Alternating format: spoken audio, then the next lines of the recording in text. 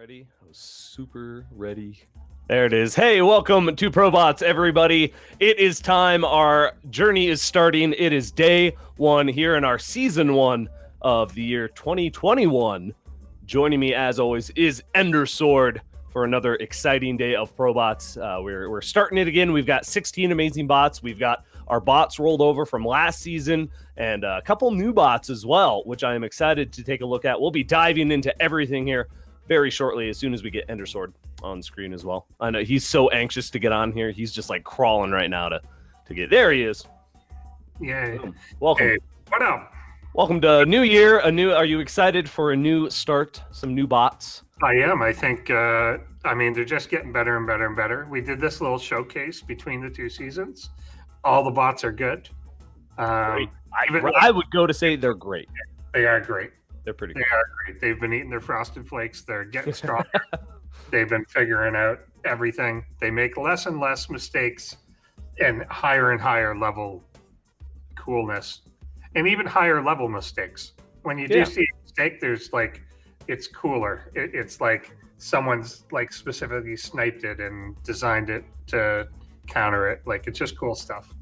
Absolutely. Well, before we get too deep into it, do make sure you check out all the links below. We've got a lot of cool resources available to you. You can check out our forum and stay up to date with everything going on here at ESChamp. And you can also join our Discord. We've got a lot of cool behind-the-scenes content that we'll be making once again this season for our Crown Club members. So make sure you check that out. You'll get a lot of maybe a free background. Who knows? We give away all sorts of cool stuff. So definitely check all that out. It goes a long way to help support ESChamp and future seasons of ProBots. Should we shout out one of our awesome members right now? I think we can see him scrolling, but we're going to shout him out. Yeah. Let's do it. Let's run a shout out.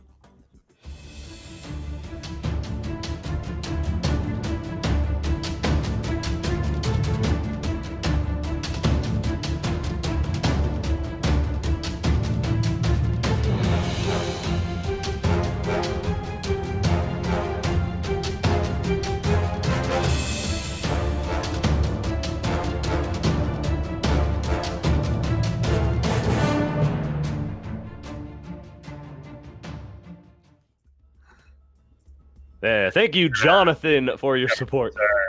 Longtime supporter, StarCraft IV mod, or Reddit mod. I thought you meant he made a mod for StarCraft IV. No, he's a mod on the Reddit. Yeah. Gotcha. Well, yeah, thank you very much. Thank you, all our Crown Club members. Again, make sure you check that out. There's a couple different ways you can support, but the Patreon is the best, and you get all sorts of cool stuff like ad-free content and our post-bot show, which we'll be recording. And you can also check out YouTube stuff. We've got some cool little emotes, and make sure you have hit the thumbs up button if you like ProBots. I love ProBots, so I hit that thumbs up and get us some visibility on YouTube. It would be great. Makes sense.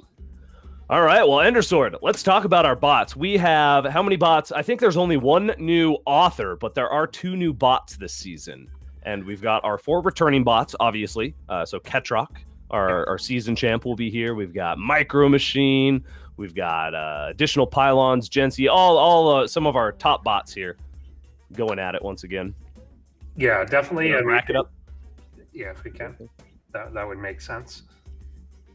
There's, like you said, there's a few where we've seen the author, but they have changed what the bot is. So,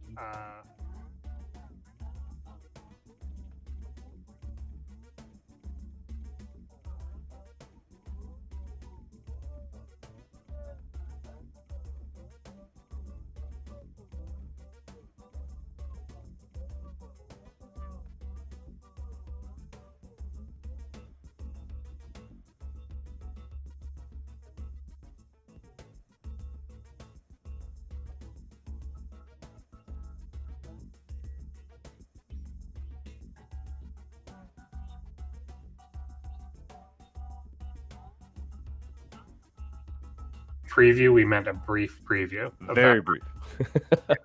But no, we've got so he'll be going up against additional Pylons, also a very good bot. We've seen him in previous seasons as well. I think what a lot of people are excited for is going to be our second match, FourGateBot. That is indeed made by a pro player, so stick around for that one. I'm excited to see that in action. And it's got like the crispest FourGate you will ever see in your life. It's true. It's pretty good. It's an overpowered race. Apparently, she thinks so. And then third will be Jensiiibot and Spudde. Jensiiibot, always one of my favorites. I think everybody enjoys seeing him play. I'm really excited to see what new tricks Jensiiibot will have for us this season, going up against Spudde.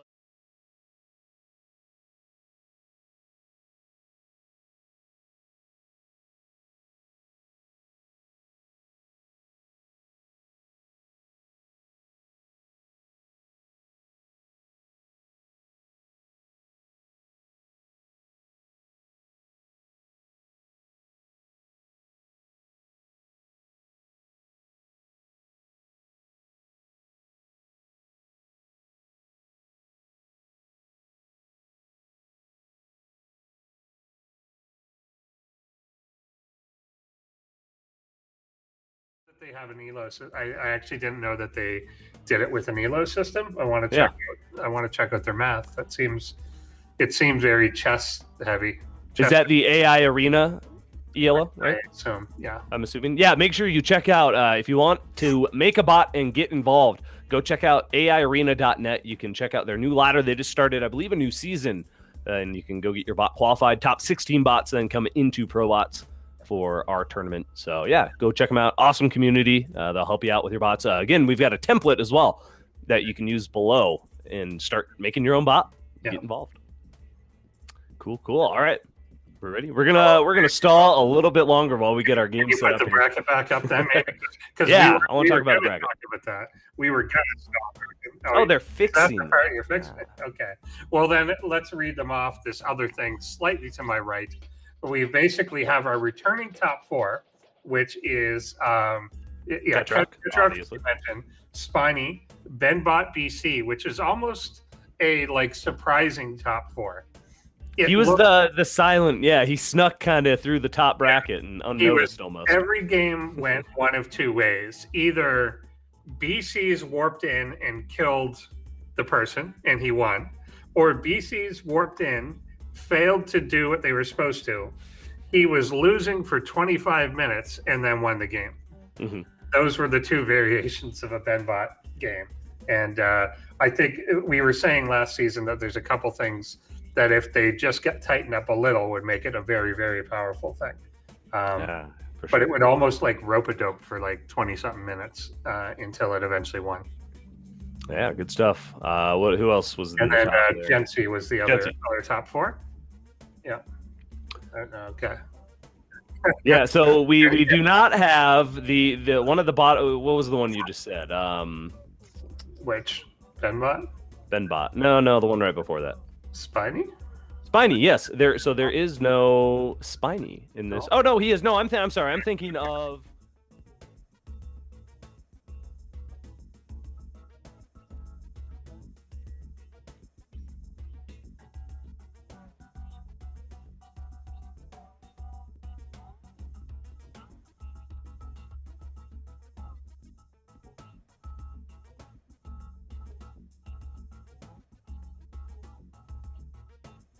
Here, Spudde, just all these top dogs. I think MicroMachine is going to do quite well this season.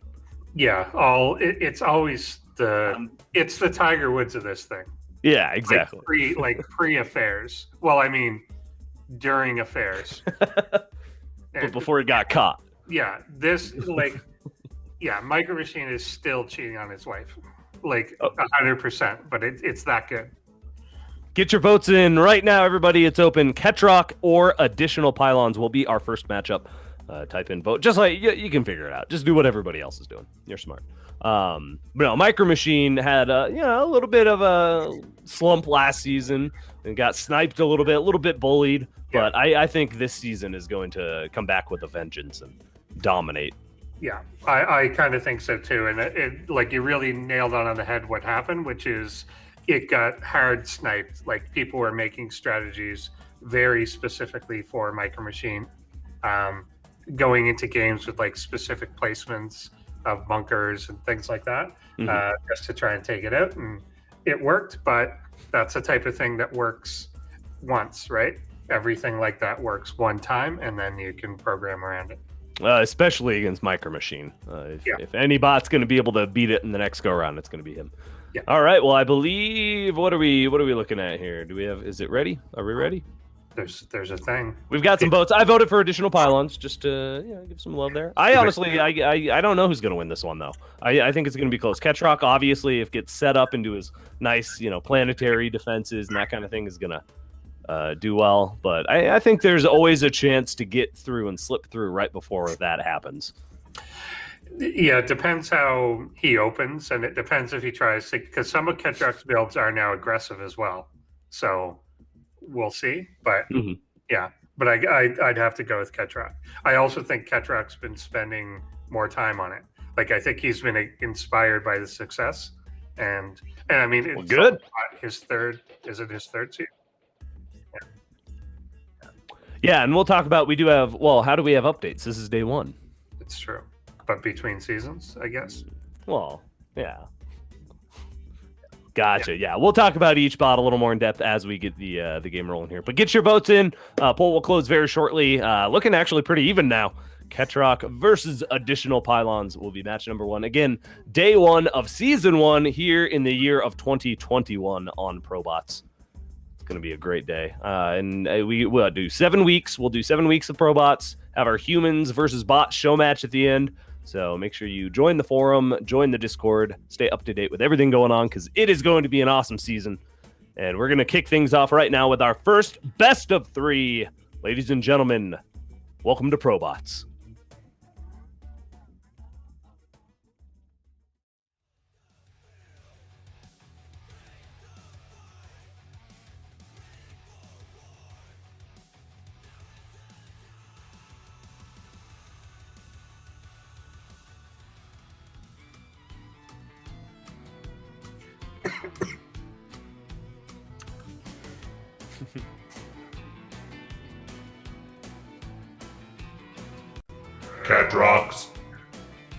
Ketroc.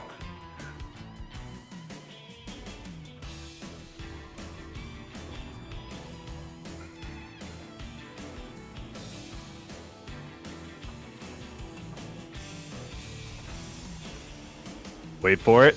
Is it going to do it? Wait for it. Nah, I don't think it's going to do it. Additional pylons. Up in the top left, our blue Protoss. Going up against, here's our red Terran. This is going to be an awesome way to kick things off here on ProBots. It's going to be a good one. I'm hoping, honestly, kind of a nice long one. Ketroc tends to give us some longer games, I'd say, on average. So I'm excited for a nice long day of StarCraft here. Evening of StarCraft, rather. Should be pretty good. Additional pylons relying on the miracles today. We'll see if he can get one against Ketroc. Yeah, I mean, he's certainly no slouch. Like, you'd have to consider him an underdog based on just Ketroc's performance as the winner last season. But yeah, additional pylon, certainly a perennially strong bot. Now, I'm assuming additional pylons was 16th or so on the ladder, right? Because the way the seeding works is top. Is that how we do it? Yeah, it's. I don't know if these are in order, but it is in the bottom of our 12th list. 12th. Yeah. I'm sorry. Yeah, because the top 4 and then the next 12. Yeah. Okay. So it was there. So definitely a bit of a first match here for additional pylons going up against the champ right now. We'll see if he can pull it off on Death Aura. Thank you again, everybody, for being here. We're just kicking things off. Get your friends in here. Hit that thumbs up button if you haven't already, and get hyped for some ProBots. And we'll have. I'm excited for the bots, the bot authors we're going to be talking to. Hopefully, we're going to do our little post-bot show where we look at replays and look more in depth at some of these bots. It's a lot of fun. So yeah, check out our Crown Club membership if you have not yet already to get access to that. And there we go. This is going to be a planetary. Oh, no, that one. I'm sorry. That one's going to be. No, that'll be regular. Oh, yeah. No, I thought it was turned into an orbital. No, that one will be a planetary. Yeah.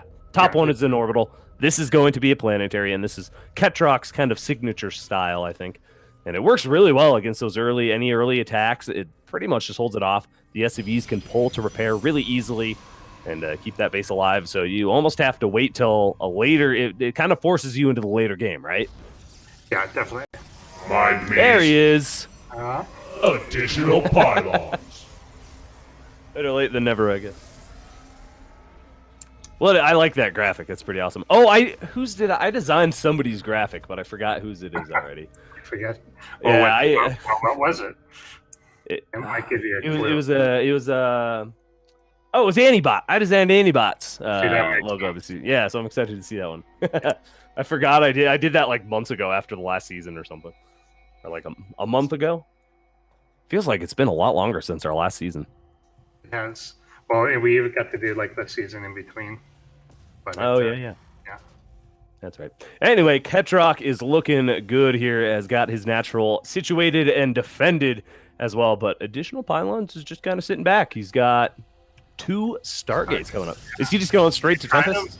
Kind of looking like they're being hidden deliberately as well, but yeah, I do kind of bet that it is a play to go up to Tempest pretty directly. Yeah, well, we've seen it a few seasons in a row now. Tempest really have dominated the scene here or there, but they really have been finding the weakness. As far as I know, Ketroc's one of the best bots at dealing with Tempests. His Viking control, he can dive really well. He waits till he has a nice match and then just is able to dive and then send home and repair really effectively. So I'm a little bit skeptical that Tempest will work against Ketroc, to be honest. Yeah, it seems well, and I mean we've even seen some of its kind of counters to it, which is that eventually, once it gets enough Vikings or something, it is capable of YOLOing onto the Tempest and not letting them kite back. Yeah. So it does have quite specific defenses for that. As the time when Ketroc joined the league, basically, Tempests were still kind of controlling the meta.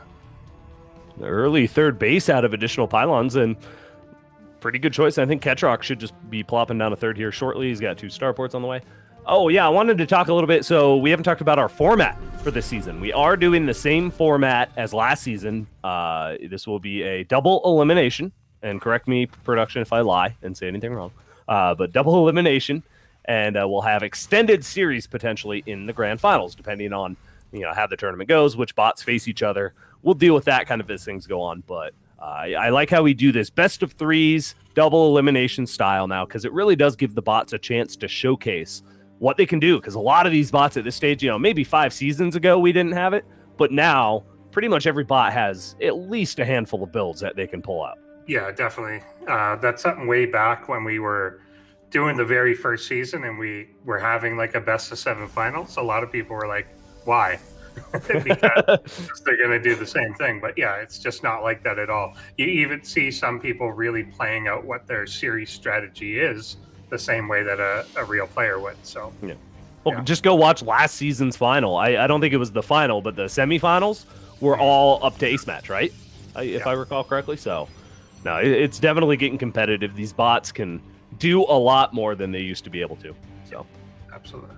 Speaking of doing things, will this Banshee do a lot? It's going to come in. There's no cannons, no defense really. He does have Tempest out of it. Oh, Tempest is right there. Okay, good. So yeah, the Banshee shouldn't do too much. Did he get Cloak? Does not appear to have it. Oh, he's always gotten Cloak. But is going for the rotors. Oh, wait. Yeah, it does have it. Yeah, he does have Cloak. It just didn't activate for some reason. Huh. That is kind of weird. Yeah. Maybe it's a range issue that it didn't realize that Tempests were able to hit it. Yeah, because there was no observer, so there's no thing to be like, oh, he can just see me anyway, so unless I'm just not seeing a cannon or something somewhere. Yeah, not sure there. Okay. That would be interesting to find out. I like how they skirt around the bottom, though. That's really nice. Kind of avoid the army instead of just going straight across, because right now they'd just go straight across and die if they tried that. So Ketroc has amazing pathing. He actually gets into the natural there, and he will get some worker kills as a Viking gets killed off here outside his 3rd, 4th, whatever you want to call it. Oh, this is getting intense here. The Tempests are going to be able to take this base down. That should force a cancel at the very least. Yeah, it's just kind of swarming. It was a weird interaction there with the Phoenix that it was able to get some Viking kills without the Tempest even having to do it. Coming in here now, the Planetary will start being valuable, getting rid of these Stalkers, but nothing to deal with the Tempest at all yet. But as you can see on the bottom corner there, triple starport production on Vikings could help out. Well, that's going to be the only thing that helps out, because the Tempest really are reigning supreme. Tanks, planetaries, banshees, none of them can really deal with Tempest very well. A couple Marines trickle out to their death here, but ooh, man, imagine being the guy that gets shot by 5 Tempest energy balls. What a way to go.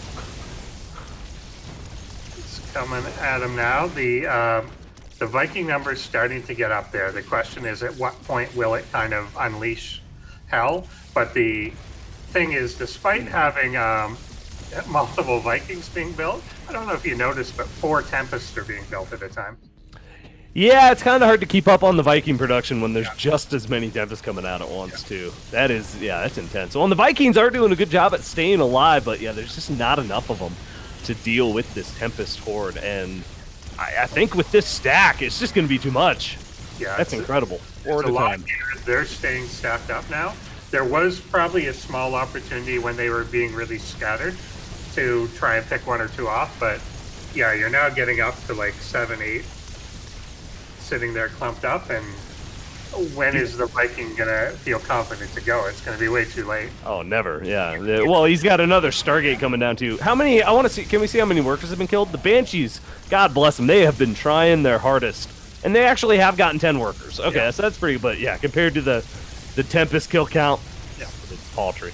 And keeping a few Tempests home at least, but now they're coming. Ooh.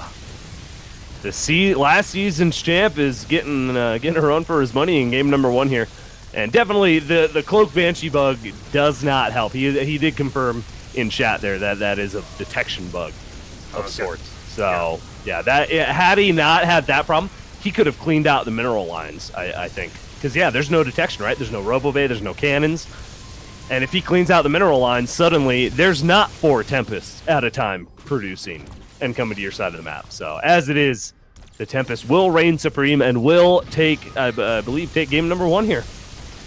Yep. I think you're absolutely right, and that usually is the case. Like whenever someone does something that looks or feels super cheesy, usually the answer is don't let them do that. That's all, huh? Yeah. And this is, like you said, like he just went straight to this. There was a little bit of a Grand Army, but obviously the idea is you've got to just stop them from ever getting to this point. Yeah, I think the Ground Army is just for the initial stage, maybe hold off a little early pressure or something, but yeah, he barely replaced it. He's just going all Sky Toss right now. For sure. And that'll seal the deal here for game number 1. Baba Booey. Yep, it's unfortunate, but I've got no doubt Ketroc's going to be able to crawl back here in the next couple games. I don't know. We'll see if Additional Pylons just does this again. Maybe not. Yeah, that's it. If it works, often they'll stick with it, and it's hard to kind of see, unless Ketroc has something that's kind of like a proxy early attack, then it's hard to see how you'd stop this once it gets rolling at all. How many Tempests is that? Like 20? Yeah, it's a lot. Are we maxed out on Tempests? Pretty much. Close. 115 army supply, mostly Tempests. Yeah. GG. All right, game number 1, going to Additional Pylons. Ketroc will have another chance to bring it back, and checking out our votes there. I do believe the poll is closed, so don't bother voting. I mean, you can try, but it won't do anything. I don't know. Maybe it will do something. You could try. We'll see.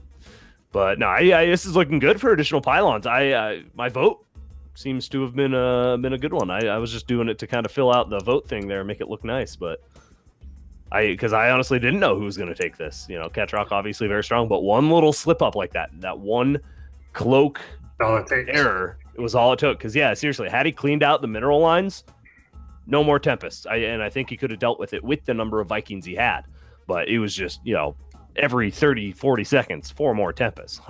What are you going to do against that? Yeah, exactly. Other than die. Yeah. Yeah, exactly. That is a key. You have to go in and do it. And then going kind of tech in against tech is going to be slower anyway. So yeah, there's a small window there to shut it down. There is something, given that bots are bots, there's a point at which obviously if someone's making like 4 Stargates, they get stuck in something where once you've knocked their economy out a little, they're now trying to do something they can't afford to do, and it ends up making it even less effective because it doesn't like adapt to that in the same way. So yeah. Well, and I think it's a good note here as well. So I'm reading about these bots a little bit. We've got some cool notes on them. One of Ketroc's weaknesses, he cannot punish greedy opponents. And what time did we see a third base come down from additional pylons? About the 4:30 mark, and he's got two Stargates on the way. He's any little early bio attack, I think, could have cleaned him out, because that was a pretty greedy build, in my opinion. Yeah, it was fairly up there in terms of the greed. Pretty greedy. So yeah, definitely showing there that Ketroc struggled a little to punish it. But what else we got? Oh yeah, additional pylon has some cool stuff. So his special traits, he unit counters if given enough time, so he can see what comes out and deal with it. So okay, I see Immortals out or something. Maybe I'll go Banshee or I'm sorry, I'm mixing it up. But you get, he can identify the situation and build something that counters it, or Stalkers and Immortals. That's definitely good. We've seen that on like specifically limited levels, like cloaked units, or a lot of bots even make like the call out of you went air, so I'm going to make Vikings or whatever. But yeah, it's interesting to see that more dynamically, that like actually matching unit compositions together or something like that. Mm-hmm. All right, well, we should be getting our second. Yep, game number 2 is just about ready, everybody. Again, make sure you check out all our cool stuff below and hit the thumbs up button if you're just joining us. Get us a little bit of visibility on YouTube. If you like ProBots, make sure you hit that thumbs up. This is good stuff. And yeah, I think it's also pretty cool. Ketroc, one of our only Java bots. So definitely giving himself a little bit more of a challenge. Not a lot of resources available. And yeah, we do, I believe, have one other. Is it our Dominion dog? Yeah, Fidelina's. Yeah. So that's our other. Rust. What is that? I've never even heard of that. Strelok uses Rust. All right. Well, we'll get more into that here because we're about to get game number 2 running up. So yeah, ladies and gentlemen, thank you for joining us again. This is day 1 of ProBots. If you're just tuning in, this is our first best of 3. Currently, Ketroc is down 1-0 to additional pylons. We'll see if he can turn it around here in game number 2. Let's dive into it right now.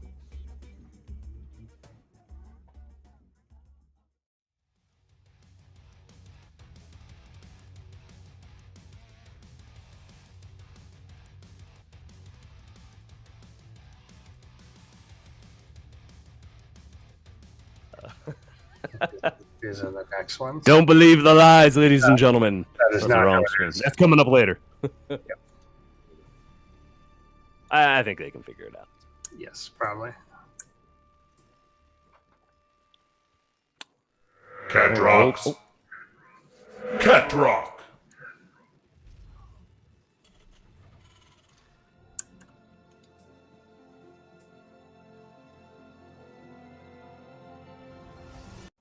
Mind me's additional pylons. It worked that time. I think that wasn't the same image as last time, right? I didn't. Yeah, it didn't come up the first time. Remember, it didn't work. Oh yeah. That's awesome. That is hilarious. Oh, you're right. It was. Yeah, but you're right. It was the round metal bot thing. Awesome. Yeah. That is a good photo. All right, here we are. Golden Wall still in it. We haven't talked much about the maps either, actually. We do have a couple new maps this season as well.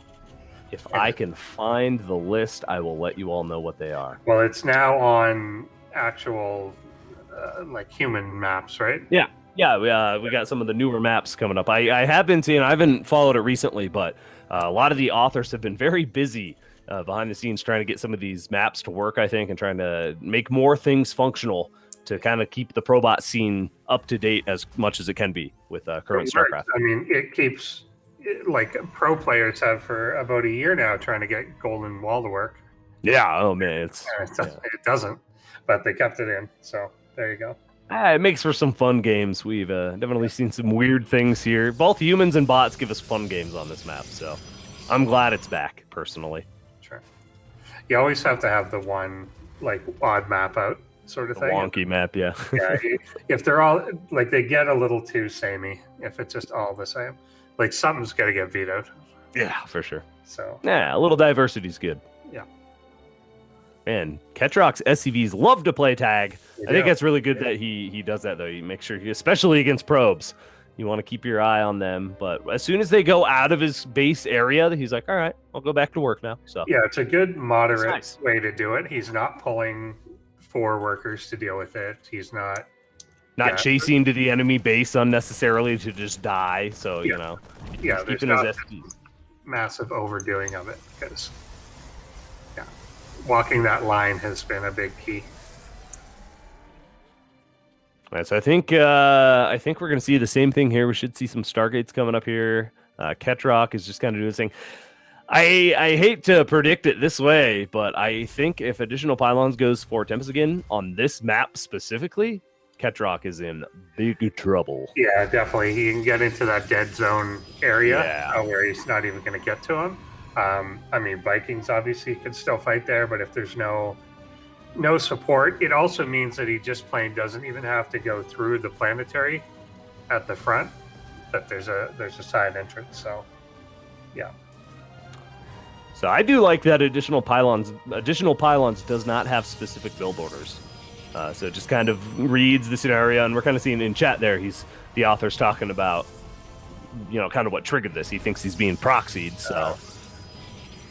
Okay. That is interesting. I wonder if that again is map specific. Yeah. But I like that. It's cool, kind of it just goes on the fly instead of just having a pre-built order in, which sometimes it can be really beneficial to be able to adapt in this kind of scenario, especially if the other bot can't. So it makes it much harder to snipe you, obviously, if you're adapting to something, because then if someone tries something novel, they don't actually know what your response is going to be necessarily. Whereas if you're too predictable, then it's not going to work. Well, it's looking good so far. Again, additional Pylons has a Stargate Stone. We should see the Tempest coming up shortly. And he's got the perfect little defense here. I like that, too. Definitely not an over defense, because he knows he wants to just get into the late game. But in case there's an early attack from maybe some Marines, or if he's against a Zerg, some Zerglings, got to have just a little something there. A couple Zealots, a couple Stalkers. It's a good acknowledgement, too, of what the resource constraint obviously is, which is that you can't make just Zealots, but you don't want to spend too much gas. So 2 Stalkers and then the shield batteries, which are just minerals, is going to still allow you to make the same amount of Tempest that you want it to. You can deal with Reapers that way, Medevacs, all sorts of pesky things. So, all right, this is shaping up here. Golden Wall should have a fight in the next 5 minutes or so once these Tempest all start popping out. That's about right. Okay. I think it's just our end freezing. Hopefully that's not on. I am getting that, but that's why I switched to looking at the YouTube, but it looks smooth. As you say that. I think. We'll get that fixed up for you, everybody here. Do make sure you check out our brackets and stuff as well. You can see all the bots that we've got going up today, and then the ones we'll have next week. So next week we'll go into the bottom part of the bracket, and then updates are going to be less frequent this season, if I read that correctly. Yes. So normally I believe we were doing updates every week or something they could do, but now it's only every basically upper. So we'll do the upper bracket, and then they can do updates. So we'll do all 16 bots, and then we'll do all the lower bracket, and then like the upper bracket again or something. I forget exactly how it works, but basically they don't get as many updates this season as the gist of it. So that'll be interesting to see if they can carry themselves a little bit further on their current. So Ketroc's Broken Banshee, for example, that might hurt him in the end if he's not able to fix that. I'm sure he'll get a chance to fix that up before lower bracket, though. Yeah, I think it's again to try and walk the balance between we want to allow people to update because it's just more fun. It's just better if people can improve, fix on a mistake, add new strategies, things like that. But we also want to walk the line between that and not knowing exactly who your opponent's going to be and then just hard sniping them only. And that's, I think, mostly what it is, to help reduce the sniping a little bit. Yeah. So it's not like, I'm up against you this week, let's do this build. Next week and I'll switch to this. Yeah. Makes you kind of be a little more versatile. Right as things are happening, I lose my... On you? It did for me too. I think it did for everybody. Okay. Yeah. We're back. Yeah. So look, some kind of a little attack happened. Banshee's actually left to roam free here. There's nowhere to run because the minerals have not been taken out. So probes are going down left and right now. A Zealot's not going to do much to help out against that. Another Banshee almost finds some probes here, but a Stalker is going to push it away. So nice harass. Again, Ketroc is still going to get some workers, but it's the Tempest count that's the problem. Oh my god, this time he is getting a Mothership Core. Ooh. That's pretty fun. The Mothership Core fixed the lag? Well, that's good to know. I don't know. Yeah, That's what I interpreted that as. big, big snipe on the Tempest here. This is kind of interesting with them laid out the way that this is. They're kind of passing each other, but it's actually leading to a big Tempest advantage. They didn't engage the Vikings really last time, but given that they kind of passed each other, they did. Down goes that base, has to be canceled. Ooh, here we go. This is what Ketroc needs. He has to slow down this economy, and he's doing a good job. He's disrupted mining pretty much completely here. The probes just running around in chaos. The Banshee's going to get pushed away here, but Ketroc is slowing him down a little bit more this time. Maybe just long enough to get out by. He's got 5 Vikings at a time producing, Endersword. Is it enough? Yeah, I mean, he's limited him to, like, there's only the 2 Tempest producing, but there is the Mothership producing, like you mentioned, and that's about to pop out. And it's going to do this, which is now the base itself is cloaked. So he can't kill workers. Well, he should be getting detection soon. He recognized right as that Mothership popped out, he saw the code. He's like, oh, I need detection. Yeah, he will. But yeah, it's a little tougher. Like with a bunch of Tempest out, a Raven's not going to. Wow. Yeah. This is much better for Ketroc this time around. 30 workers compared to what, like he got 10 or 12 last time. So much better. And he's got a good Viking count. Yeah, pretty good Viking number. They're all flowered up there by the base. But with the Mothership, in addition, one thing better is getting these bases out. If they're functional, then it will help keep his economy going, even when things started to be whittled down here. Mm-hmm.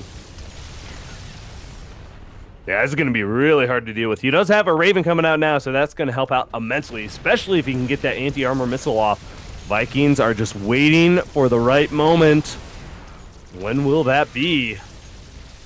I think he should get a few more. He's got 4 producing at a time. He's going to be able to one-shot these Tempests very shortly here. I think he's maybe waiting for the Raven. He could even just one-shot the Mothership Core almost at this point. Probably 2 shots at this point, but... Yeah, that would require us a tiny bit. That's a lot of Vikings. He certainly can be, shot back and whittled down. Ooh, here we go. Raven's here. Will this prompt the attack? Nope, not quite. It's just still looking a little too scary for him. Oh, here we go. Nope, he's doing... there we go! YOLO.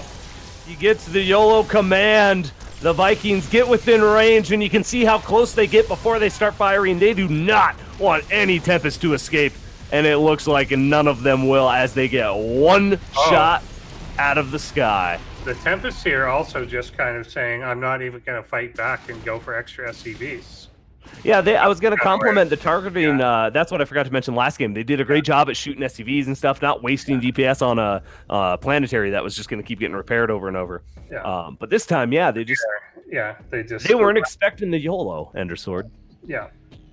Well, one thing that makes the YOLO work so well is not just the fact that it's, of course, going in and YOLOing, but it's the fact that the enemy Tempests are designed to then split up because they're used to the Vikings coming in, they absorb it back up, and then the Vikings will back up.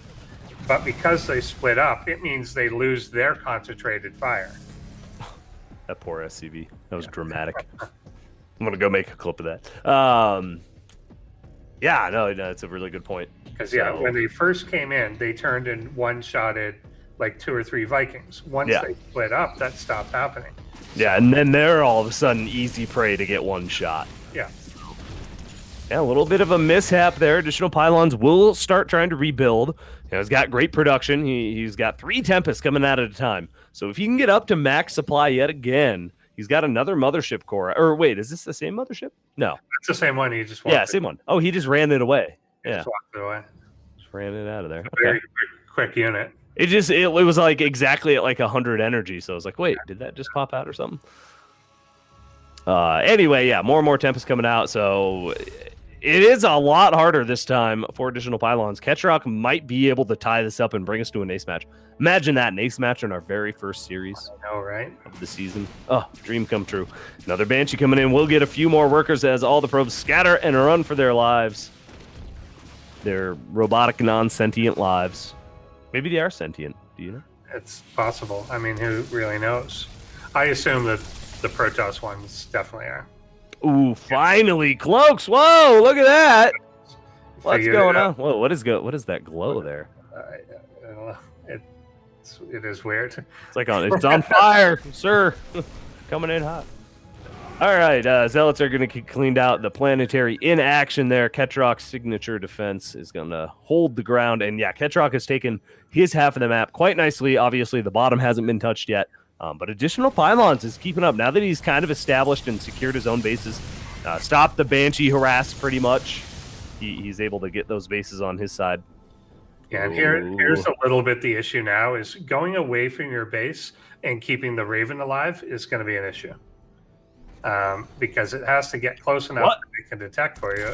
It keeps doing that, I think, because it gets a Banshee. Oh, the Banshee. Gotcha. Yeah. Well, it worked out, but this would be the time for Ketroc to go, but will he go for it? Ah!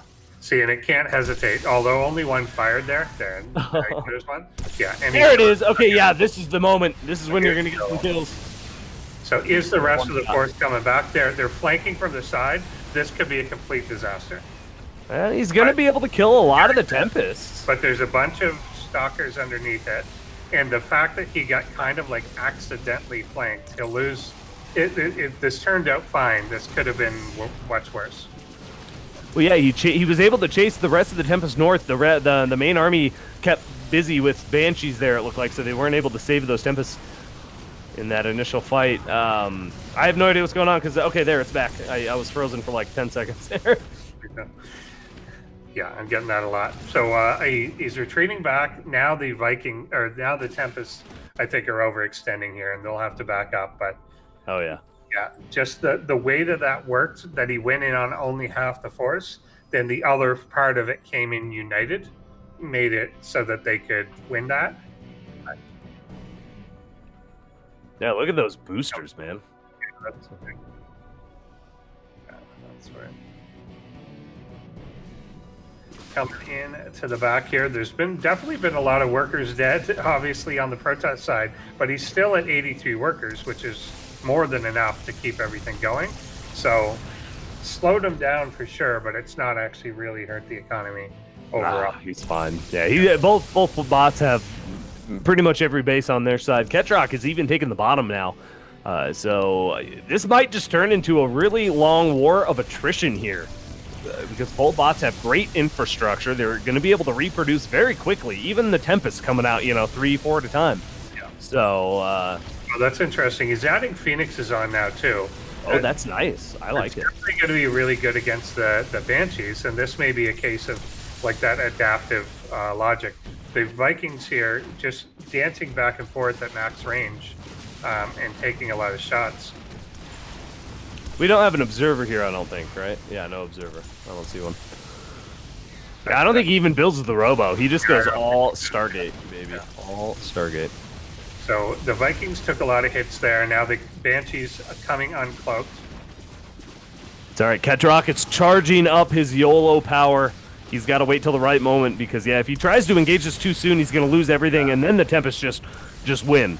So he has to engage at just the right time, get just the right amount of Vikings out. He does have the Raven there as well to maybe throw down a turret or something to absorb some shots. Oh, is he going? Nope. Yep. Nope. Yeah, he is. He didn't say YOLO, but he's going. Yeah, it's almost not full YOLO power though.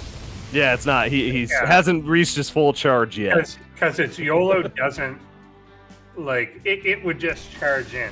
Like, it tries to get right on top of them, whereas that was still trying to kind of skirting the edge. Yeah. Which is definitely problematic because the Tempest control here now is a lot better. Better than the Phoenix control. Phoenix is just kind of flying forward and getting they don't know down. I think Yeah. they're trying to go after like Banshees and not. Yeah, they're out of their element here. I mean, I like the idea to absorb some damage stuff, but if they're just going to fly ahead of the army and die, then they're kind of useless. All right, Zealot's getting cleaned out again. We can see the power of the planetary really keeping Ketroc safe from these run-bys. And here we go. It is time to sacrifice Vikings to the gods of Ire. He is going to send all of these Tempests back to Ire, and he is going to be going with them. And yeah, once they start scattering, that's really when the Vikings are able to hunt down and gun these down like wolves hunting gazelle. They're doing an okay job. You can see some of the fires being spread out, but there you can see that they are able to kind of get their shit together now and then and target fire one. Yeah, Ketroc's grouping is so much better than Additional Pylons. Additional Pylons is going for the kiting game, where Ketroc is just hunting these Tempests down. And I think he's got them all. There's, what, 2 left? He should be able to get them all. Oh, no, there's actually a lot of Stalkers here. Yeah. And Vikings, go home. To make more. Although, are you seeing this? There's 11 Vikings being produced. 12. That's a lot of Vikings at a time. There's a lot of Vikings. So, there comes a mothership. Have you noticed when the Vikings shoot, they almost don't stop at all? Is that, I'm assuming that's just some work Ketroc has done, or do they always kind of look like that when you kite? They're, like, no, they almost look like phoenixes, where they're shooting and then just instantly moving and accelerated again. And I'm assuming that's credit to Ketroc's programming. But I would imagine, yeah. Yeah. It's smooth, man. that I'm just was saying. exact- Smooth like butter. Yeah, that was the exact point. The mothership getting way ahead of itself. I don't know where it was trying to go. Yeah, look at it. So they're going to gun this Tempest down, and, like, they won't even stop moving forward. Just Yeah. Yeah, you're right. It's like they're doing it completely while moving. almost no deceleration. Well, they're able to fire and then instantly get back to moving, I would imagine. Yeah. Kind of like Scarlet's little probe acceleration thing, which we'll see in one of our next series coming up here. Yeah, watch as they fire. You can almost see the way that it looks. It almost looks like there's a recoil, but that's them stopping for a second and then shooting. Yeah.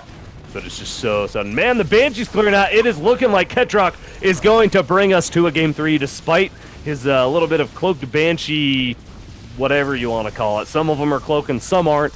Last game they didn't cloak at all, but this time around it is working out. And Vikings, do your thing to finish the game, and they should be able to finish it here very shortly. There's That's it. And only a few Tempests left. Yeah, some of those Banshees too, like despite the fact the worker can't never really get down that low, some of them there were at like 50 kills. Our observer pointed out earlier, and yeah, just putting in work, and they were just never taken out. Wow, GG. Ketroc is going to take it. It's 200 to under 100 supply now, and nothing is going to stop this Viking Banshee swarm at this point. Tempest can try, but they will fail. The YOLO was successful this time around. Yeah, those Vikings are well trained. Let me tell you that. Yeah, you do got to wonder this time around. One, how much did the earlier damage on workers hurt? And then 2, the decision to deviate into the mothership core or mothership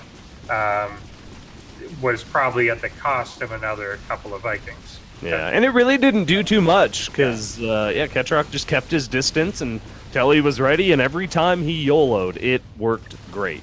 He got so many Tempests every time and traded pretty efficiently. You know, I'd trade a Viking or 2 for a Tempest any day, as long as you can finish him off. That's the thing. So true. All right. Well, game number 3 will be happening as soon as Ketroc wipes the board here. All right, so what can we expect in game number 3 then? Mind Me is already predicting that Additional Pylons is going to do something dumb. We'll see if that comes true. I don't know. We could very easily get a repeat of game 1. We could see something like this. I thought this was going to be way more in Additional Pylons' favor just because of the map. The terrain with the Tempests, but it even initially looked like it was in the initial engagements. The Tempests were picking off Vikings that happened to like fly by it. But I think as we got slightly later, the fact that the bases are way north and that there's a flight path south ended up giving a path to the Banshees. Gotcha. And I think that's because there was no defense in the north. So when the Banshee got up there, they were just there. Well, and they're great. I was complimenting their pathing in game 1. They're really good at skirting around the edges, sneaking in, avoiding, they're really good at getting into those mineral lines, cloak or not. So either way, it worked out a lot better this time. He got a lot more kills earlier too, which slowed down additional pylons. Obviously, that can compound as time goes on. So well played. Our first series in day 1 of season 1 here is going to an ace match in this best of 3. And one of these bots will move on and stay in the upper bracket, and the other will get knocked down. Again, this is a double elimination style. So one of these bots will get knocked down into our lower bracket, where they will have a chance to claw their way out and potentially have a chance to make it into our finals day. After 7 weeks, we do 7 weeks of this, and then our grand finals. So, the mass Manor Mule, that is one of Ketroc's specialties. Yes. I saw on the note. He's great with the Manor Mules. It's a skill. It's a skill. Yeah, right place, right time. Hell yeah. All right, so stick around, everyone, too. We've got 3 more best of 3s coming up after this. Should be exciting. We've got Scarlet's bot, FourGateBot going up against Strelok. We've got Jensiiibot and Spudde, and then MicroMachine versus Anibot to finish things off. That is going to be a great finale for today. I'm very excited for that. Yeah. Will be nice. It's a good first day. Great first day. Anibot may be using nukes. Ooh, I would love to see some nukes this season. I just want to see more Widow Mines. I want nothing but Widow Mines. That too. That was really fun. We're only 1 or 2 games did it work really, really well. But when it worked well, it just dominated. So that would be fun to see again. It would indeed. I want to see novel, cool stuff. It's been like 2 seasons since we've seen nukes, though. We got to get some nukes. That's true. We do need nukes. We need some nukes. We need nukes. Yeah. I want to see more like mass EMP as well. Oh, yeah? Yeah. I bet you could land some good ones. Oh, yeah.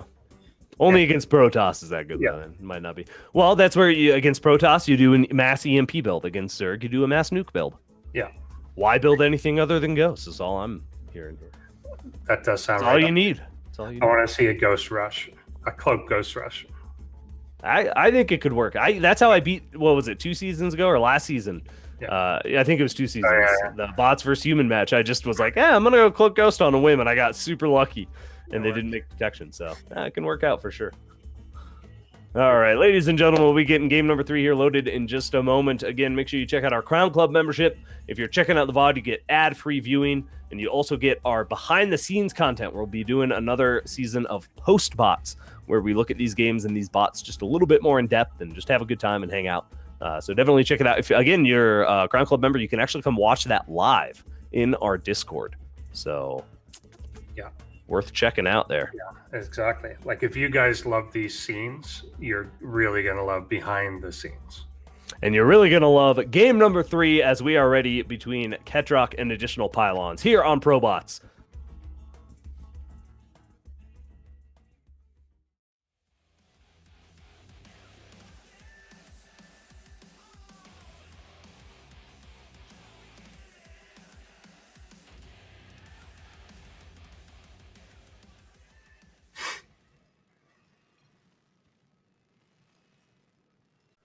Ketrocs. Ketroc.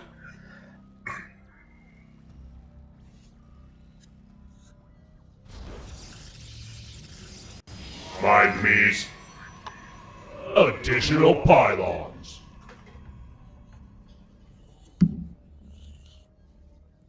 Nice. We'll see if additional Pylons can get that miracle here on Everdream. Of any map to get a miracle, it would be Everdream. It makes sense. It does make sense. And it's 2 words. I would usually think to put Everdream as 1 word. Well, that's because you play EverQuest. That is true. Not 1 word? That is 1 word. Yeah.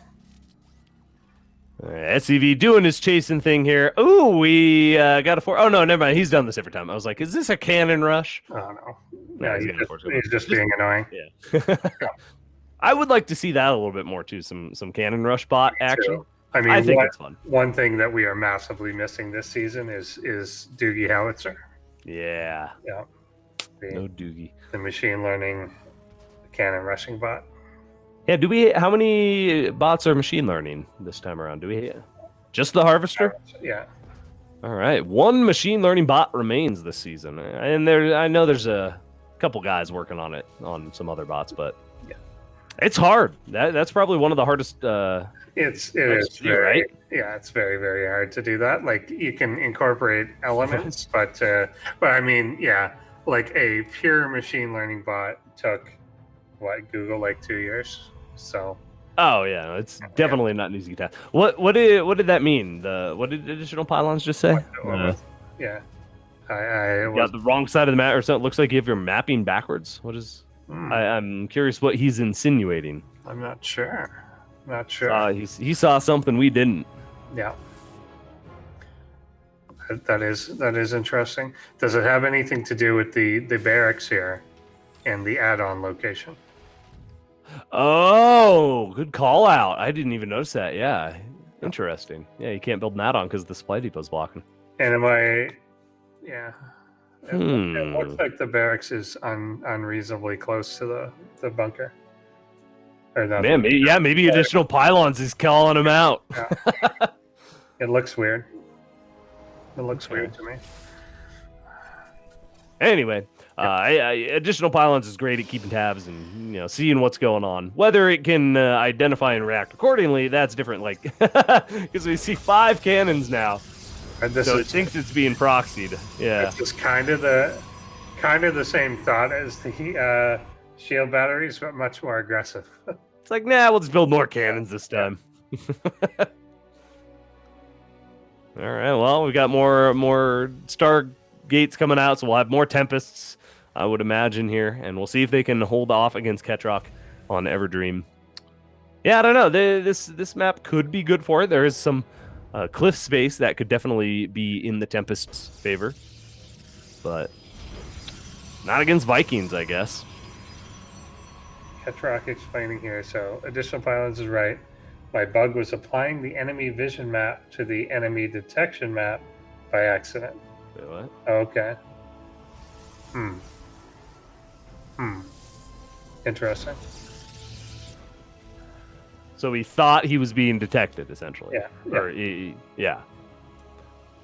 So it's like, oh, you can see me, but I also think you can see me with detection, even though it's just your normal vision. Gotcha. Interesting. At least that's how I'm interpreting that.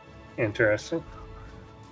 Interesting. All right, a couple more star ports coming down, so we're going to see Mass Vikings. Whoa!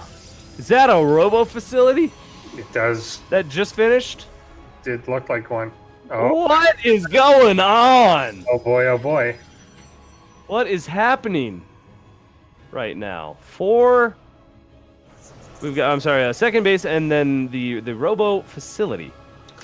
This is definitely odd. So we got a Immortal coming out. There is a tank on the ground. So that's good.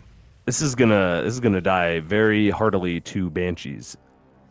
It feels like it would, yes, but who's to say?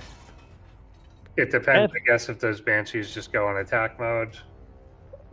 Whatever. Yeah, see what he does. Well, there's cannons everywhere, so they're gonna have a little bit harder time getting into the mineral lines. I noticed here too. He's warped in units that are stuck in his cannons. Oh no, are they? I think at least. Yeah. No, they can get out of there. Let's see. Oh, those two. Oh yeah. The Zelt and the Stark. You're right. They are stuck for sure. Oh yeah, 100%. Huh.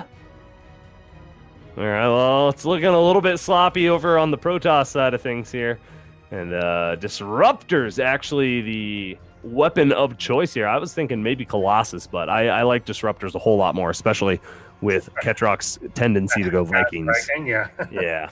Yeah. Exactly. Colossus wouldn't work well. Yeah, if he's got a decent amount of stalkers with this, such that it can protect you from the Banshees, then I think the Disruptors could work really well. Yeah. Let's see if we can get a few out, and it'll be down to control. I don't know how well additional Pylons controls the Disruptor blasts, but we'll find out here, I think, in short order. Okay, so I guess when additional Pylons loses, he just tries random things. All right. Well, let's see if this works. Reach into his bag of tricks and see what he can find here. I kind of am digging this build here. I am really worried still about the Banshees.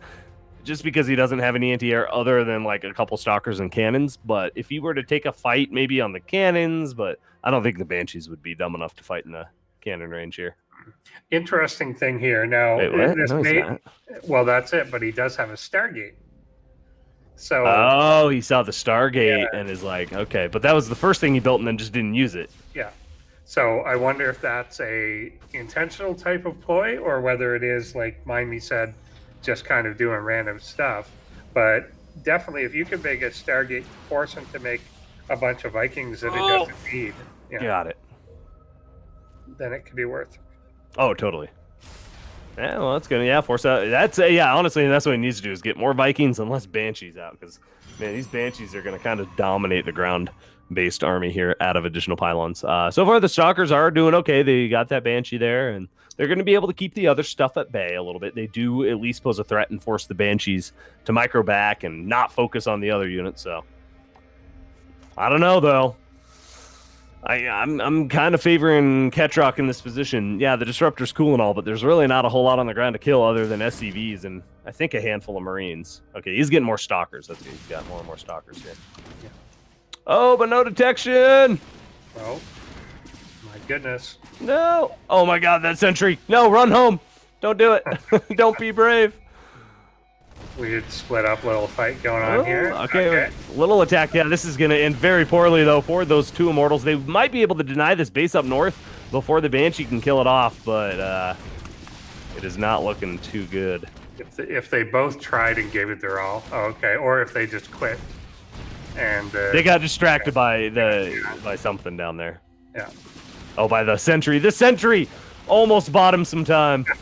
Sentry, no! He's trying to bait him. Yeah. No. But when he baits him so that the Immortal can get away, the Immortal turns around. He's like, oh, you got this, bro. I'll come help. Yeah.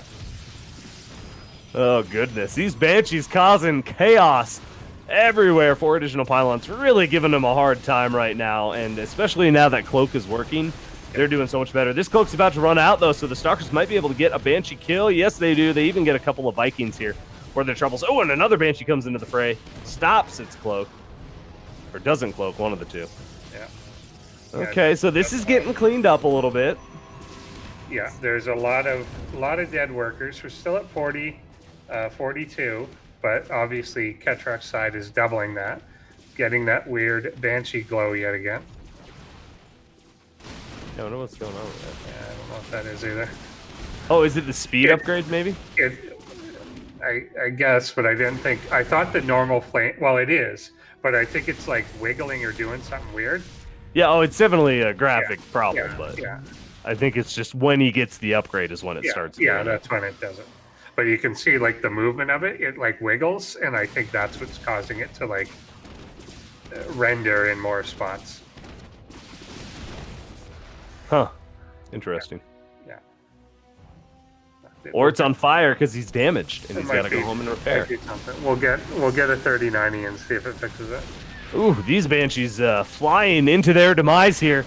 Not the best control here out of Ketroc. He was looking so good, but now he's starting to lose a few units a little unnecessarily. But in the end, he is still up on supply, up on workers significantly, so he can afford to reproduce this. He's got more bases. He's just got more everything. Yeah, and I think because of the planetaries too, there's no chip damage happening. Yeah, so he can't. When these come in, it's just hitting a wall and going because it's not deciding to decisively attack. Okay, he's finally going into Tempest here. He's decided to switch it back up to the thing that works.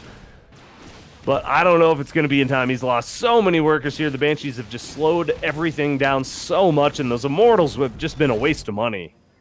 Completely. They've gotten maybe a couple worker kills, but really in the end have not done that much. Mothership Core, maybe it can save the day.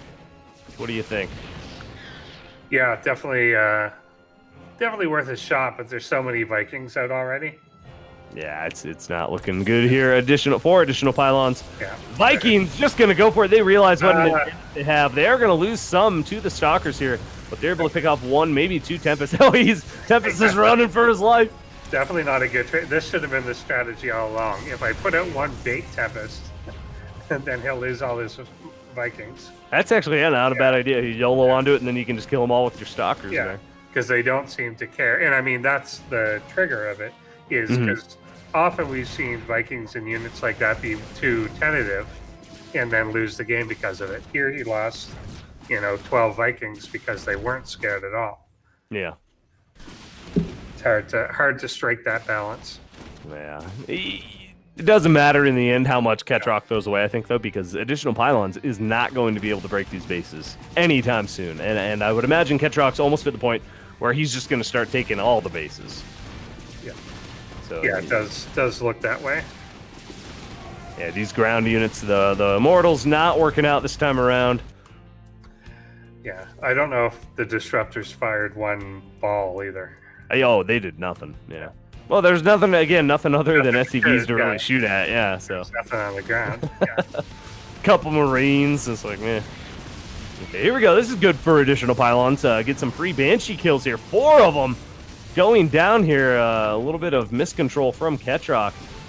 And the Mothership Core is even going to get a few shots. Another Banshee going to go down. Maybe even another. Yeah, that Cloak really would have come in handy here. So that bug is definitely showing how much it can swing a fight here. Oh my goodness. Yeah, it's pretty weird reaction to it. It's kind of the if everything detects, then nothing detects, and it just ignores it. Okay, here comes the Viking. Some tempests. All right, so they're gonna do this again and fly over a bunch of stalkers. Stalkers do very well against Vikings. In case you didn't know, everybody, they do extra damage to armored. So they're going to really be able to gun these Vikings down very, very effectively. Yeah, this definitely has to accidentally become a strategy, which is one Tempest with Mass Stalker. Yeah, and just bait him across. Yeah, like 20. Oh, it's working. It's bringing him back into this here. Additional Pylons is climbing back up in supply. Army supply is not that much different now, only by about 10 or 12. I don't know though. The Banshees, if they stay together and they kite well, they're going to be okay, I think. I don't know. It's really hard to call at this point here. This army is starting to get really fearsome for additional Pylons. Will he get the Death Ball in time? Yeah, definitely. It's hard to see. Like, the chip damage will continue, but additional Pylons eventually has to rally to the point that it accomplishes something. And while it's constantly thinning out the army, it's not killing any sort of longer-term objective. Wow, man, these Stalkers have been really the saviors of this game here. They're really pushing back Ketroc's forces. They're kind of the only thing that can contest it. Here we go. That one Tempest baits the Vikings once more. And we're going to see a lot more Vikings going down here for the cost of maybe even, not even a Tempest, because he gets cloaked there. Yeah, pretty good. Oh, he wants him. He gets him. He gets him, but they don't get back out alive. Was it worth it in the end? 3 Banshees coming in, uncloaked, are going to get picked off. That one Banshee's cloaked. He's like, come on, guys. Didn't you read the manual? You're supposed to cloak when there's enemies shooting at you. The old Banshee flank into the Stalkers. Yeah. This is a lot closer than it, by all rights, should be. Yeah, like you said, if it wasn't for this cloak thing, where it's just throwing Banshees away, and then if it wasn't for that Viking behavior where it's just not going caring, after the one, yeah, it's not caring at all that it's losing this stuff.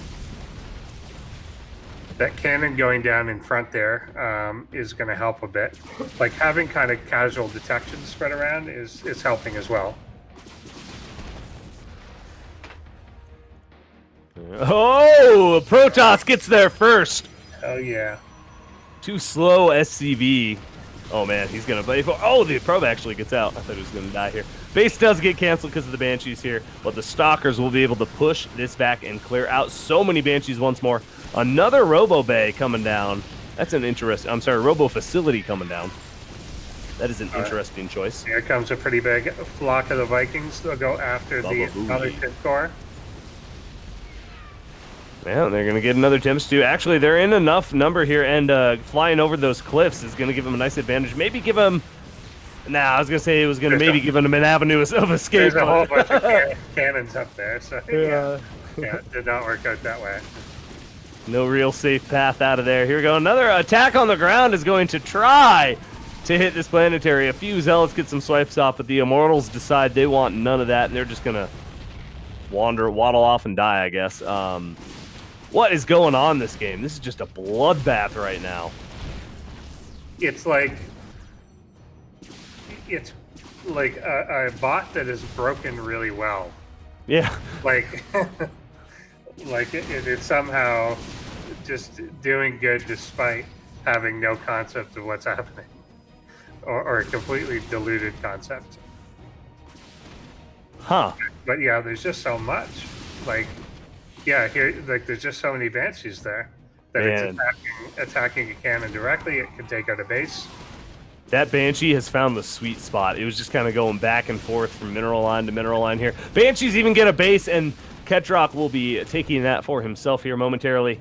And it feels like, despite some of the really inefficient Banshee trades, that Ketroc is still constricting and closing around additional pylons here. Yeah.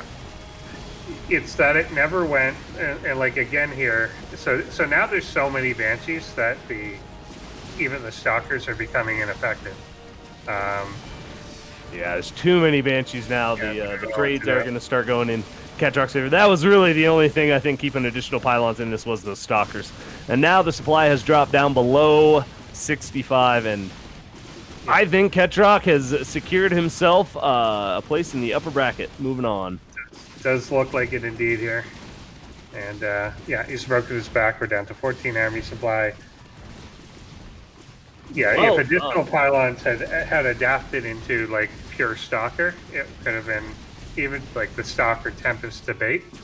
But it kept making the Zealots, kept making the Immortals, and they just accomplished nothing. Yeah. For sure. Well done. Additional pylons will be going down into that lower bracket as we discussed earlier. So he's not out of it yet, ladies and gentlemen. This is not the end of our Protoss. No. We'll be seeing him in a couple weeks' time.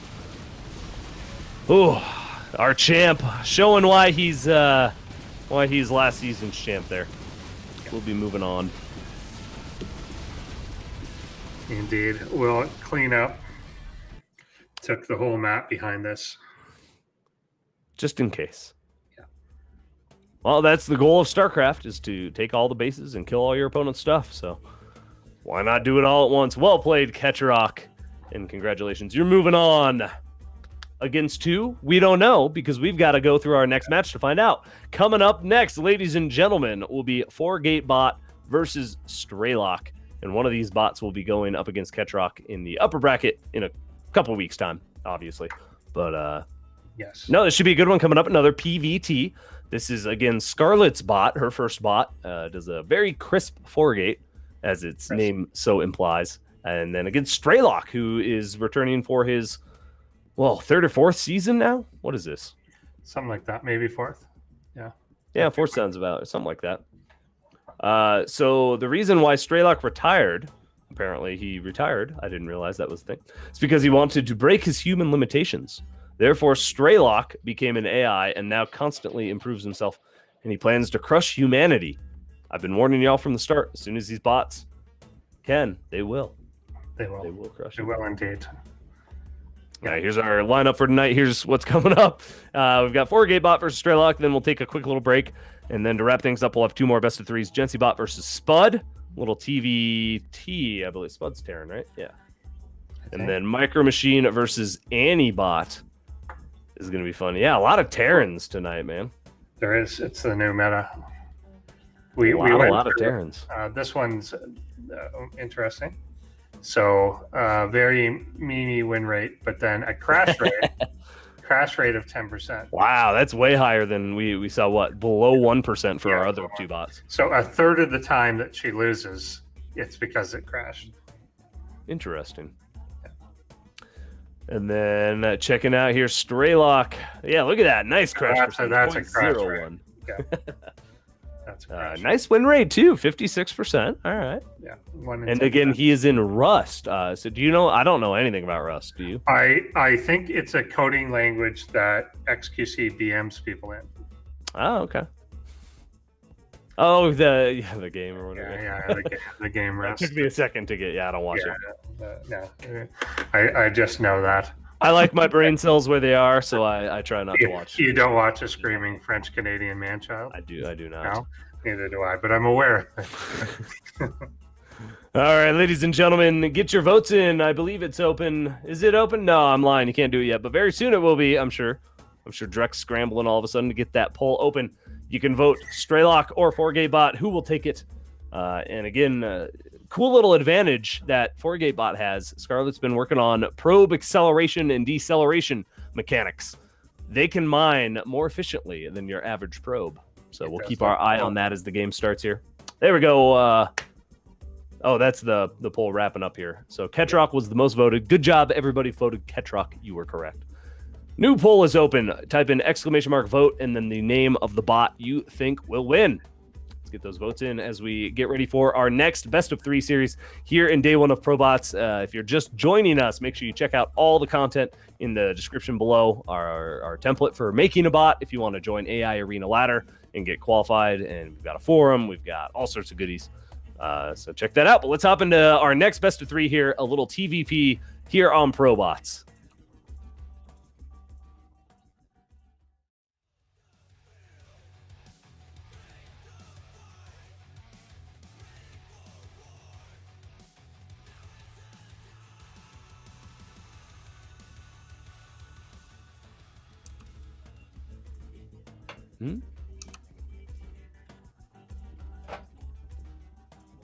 Wrong screen production.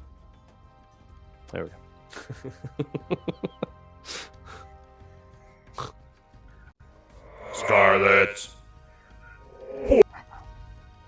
Armageddon's Strelok.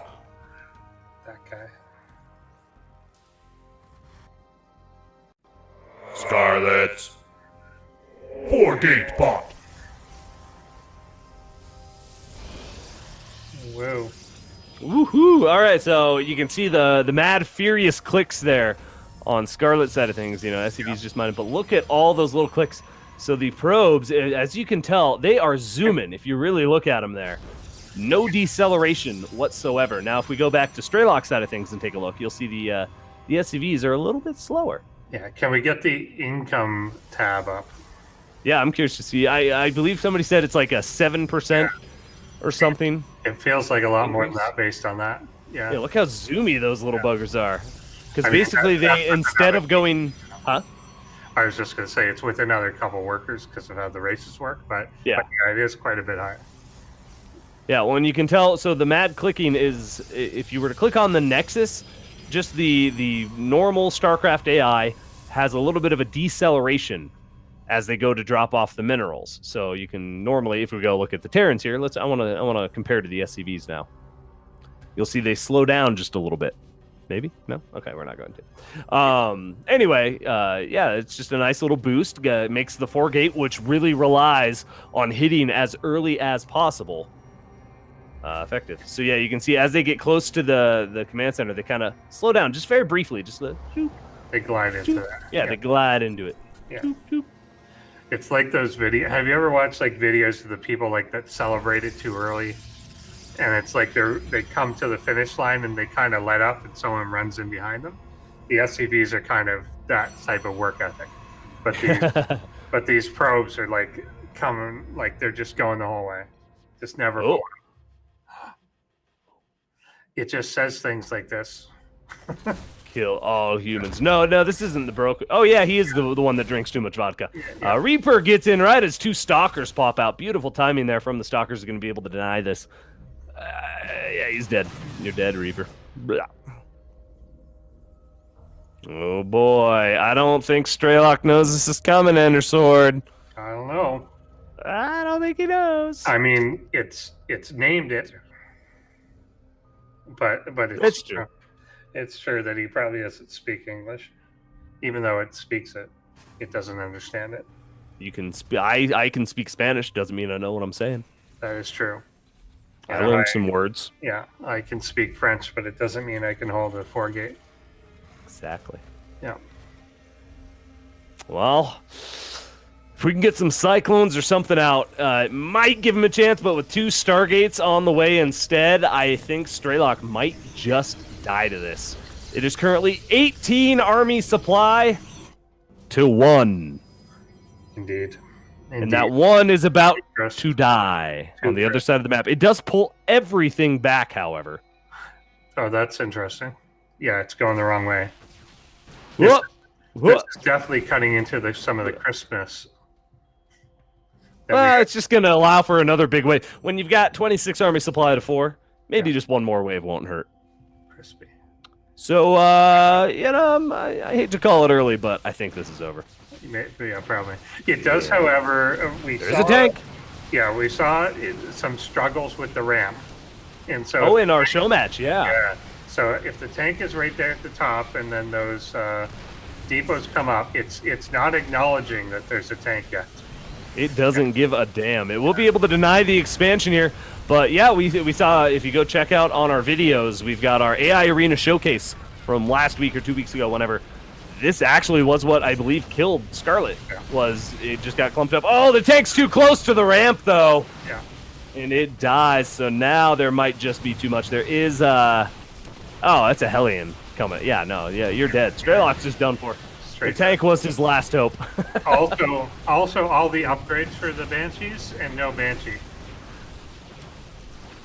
Oh, yeah, he's got 2 starports. He's got Cloak coming. Well, I think because he lost his natural, kind of threw a wrench in the gear there a little bit. So, yeah, nicely done. FourGateBot will be able to just absolutely demolish Strelok. Now, if we had a more defensive build, 2 tanks. 2 tanks, I think, could have held that. Yeah, exactly. 2 tanks, or recognizing to pull it back. To pull it back, too. Yeah, obviously. That's something like that. But yeah, because exactly, that tank got free fire for a while. And a lot of juicy shots. Yeah. Okay, well, that was pretty straightforward. FourGateBot doing what it says, doing what its name implies. It says on the tin. Yeah. Sexy FourGate. I love that the probe acceleration. They're so zoomy now. It is good. I wouldn't be surprised to start seeing every bot do that. That might just become the standard within a couple seasons, I would imagine, because if it does increase your mineral income, imagine that across 5 more bases, Yeah, why not? Why not do it? Why not do it? Why not? Yeah, you could probably hit full economy cheaper too, so you could put more supply into your army and have an advantage that way. This is like the Olympics, the Olympics 80 years ago. Yeah, it was a gold medal thing for like male gymnasts to do, like run up and do like a push off the bar and like land, or even a flip was like, wow. Now it's like they're doing like 8 somersaults and 18 black flips, or while playing chess, and it's just the level has gone up a little bit. It's kind of the same thing here. So we give them more drugs, they do better, and that's kind of what we're doing with the bots. We're giving them they're giving them upgrades, giving them better drugs, and they're going to be able to perform better. Exactly. Yeah, bot steroids, essentially. Gonna start seeing bots with like fake Chinese birth certificates and stuff like that. Yeah. All right. Ladies and gentlemen, we're getting our next game loaded up here. Again, this is a best of 3 between our 2 bots here. So make sure you get your vote. Oh, wait, is voting closed? Did you close it, or can people still vote? You can still vote if you want to vote for FourGateBot, or if you want to vote for Strelok. Get your votes in now for another 2 minutes. Thank you all for being here. Nice little crowd joining us. Again, come check out the Discord. Come say hi. We've got extra content that we'll be producing and posting there. And a lot of fun little conversations going on. Other games talked about. StarCraft, obviously. So, yeah, come check it out. Yeah. You can see Endersword there. I'm there sometimes. He's there. He reads things. I do read things in the Discord. That's all I do. I'm not much of a poster. I like lurking in Discords and just reading what's going on. So it's like reading a forum, Stay up to date. It is. Things go by. Every now and then you think someone mentioned you, but someone typed at everyone. Yeah. And you're like, oh, someone. No, it's not for me. Don't talk to everyone. Disclaimer, kids don't do drugs. Yeah. Adults do whatever the fuck you want because you're an adult. All right, game number. Oh, it's not ready yet. How much more time I got to buy Endersword? Well, there's a clock. I know that. Well, there you go. 30 seconds, 20 seconds. I am so excited for game number 2 here. I think Strelok needs to switch it up very significantly here and maybe do something a little defensively. Yeah, not go 2-port Banshee without the Banshees. Yeah, that was a little greedy there. All right, ladies and gentlemen, game number 2. We'll see who will move on in the upper bracket and who will get knocked down to that lower bracket. Here on ProBots, let's find out.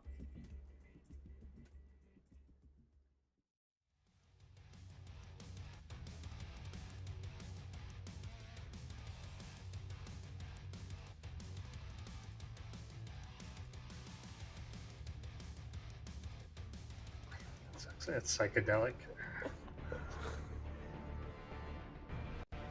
Scarlet. FourGateBot.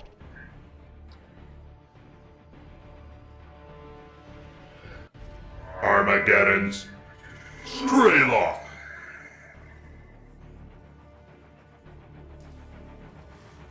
SCV's just taking their time, mining all slow. Meanwhile, we got probes on crack over here. Heck yeah. Going all Zoom. fast. Going all fast and stuff.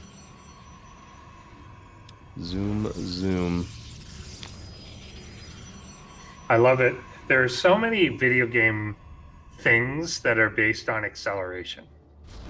Like weird Driving games? Well, I mean like speed, like exploits in games. So Gotcha. like the entire basis of like Super Smash Brothers is weird acceleration, deceleration, and cancels.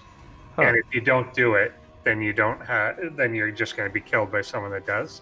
And like, if you ever watch like speed running type stuff, like Mario 64 stuff or Link or whatever, it's all based on like, if you go backwards and hit a wall, then you accelerate faster than you're usually supposed to. So there's a lot of speed running games or something where you literally run through the game backwards.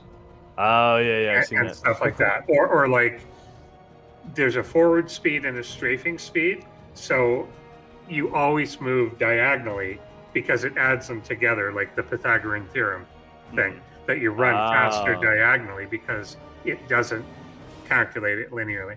Like there's all kinds of weird video game stuff like that. It's neat to open the hood, and like it's really cool in this format where bots can see that directly. Like they can respond directly to like what the code is, as opposed to like human perception of it.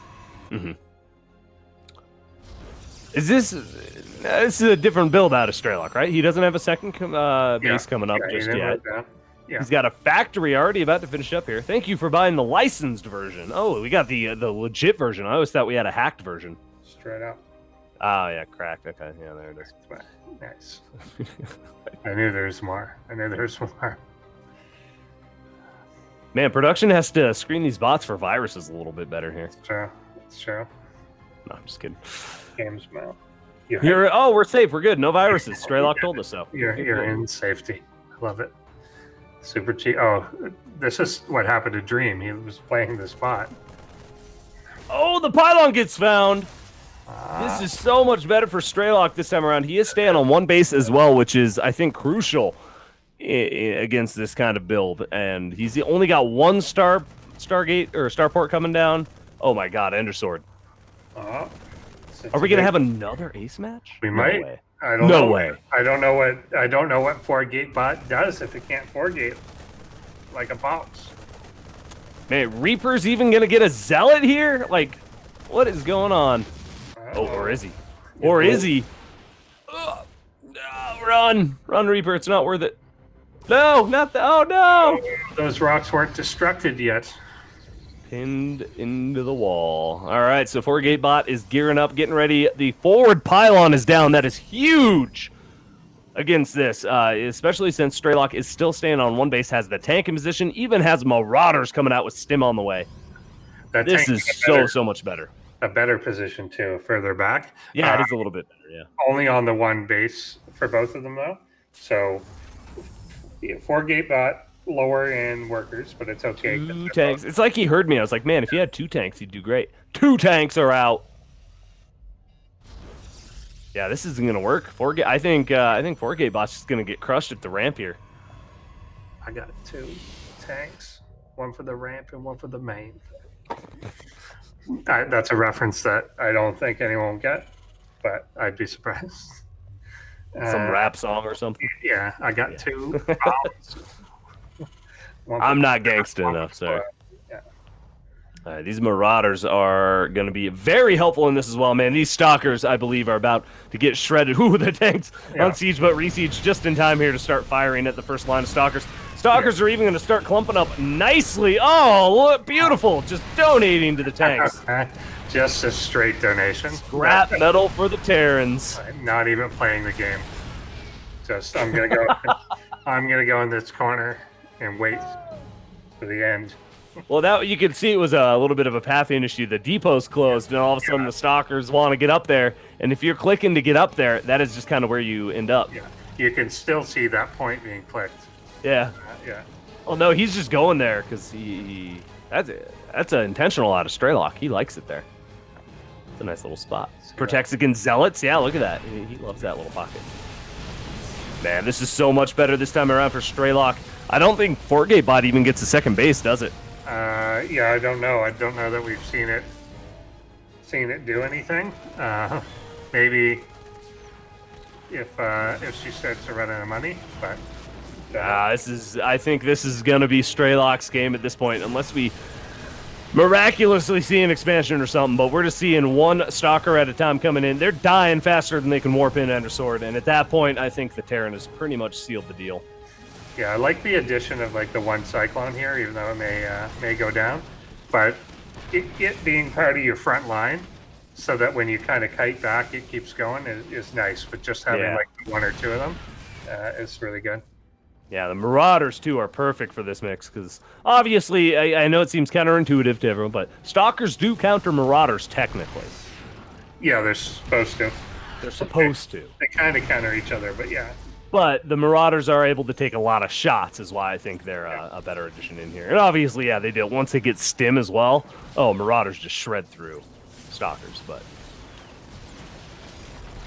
a couple Cyclones here. Yeah, I kind of see what you're saying with that lock on, able to really make sure you get some extra damage out, even if they are breaking away or running away. Yeah, exactly. It's the thing that kind of keeps on them even when they're doing kind of the stutter step back, so it discourages that sort of like re-engage behavior.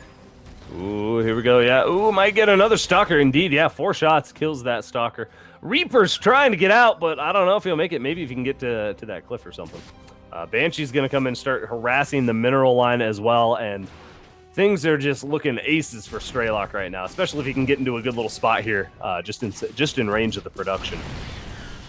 Oh, actually might have overextended a little bit. Not a lot of support. No support for the tanks. Actually, both tanks will go down here. But again, Strelok on 2 bases, up on Army, up on Workers significantly, and he's even killing more. So this will absolutely be an ace match scenario. 2 in a row, Ender Sword on day 1. We're breaking records here. We are. ProBots records are being shattered. Smashing them. Smashing them. Yeah. And pretty good outcome here. I mean, it does come down obviously to the depth of that pylon, but I think also just much better positioning with the original tank too, so it may have held anyway. Yeah, even if the pylon hadn't gone down, I think the second tank would have been popping out right about then. So right as that all hit. Yeah, do agree. So I think would have been good, and no, obviously not taking the natural until else secured. And then so quickly, this is something we glossed over too. Strelok expanded to the natural, but expanded to the natural like the moment it was safe to. Like, it was perfect. Like it made a really good judgment on what to do. Oh yeah, it was perfect decision making, great read, total switch around from game number 1 here, and yeah, just that little delay on the second base is it's what you have to do against a 4-gate. You need to wait, you need to make sure you have defenses up, and then once you're safe, then you can expand. And yeah, with no fallback plan out of Scarlet's bot, just done. And Strelok will take the win, bringing us to an ace match. Hell yeah, that's what I want to see. Truth. All right, so only one of these bots can go on to the upper bracket to face Mr. Ketroc. Yeah. Did you freeze Andy? I think Andy froze. He froze with a really good face, though. So I think that's definitely a plus. But to finish his thought, yeah, the winner of this is definitely going to go on to face Ketroc. Oh, are you there? Okay. All right. Fair enough.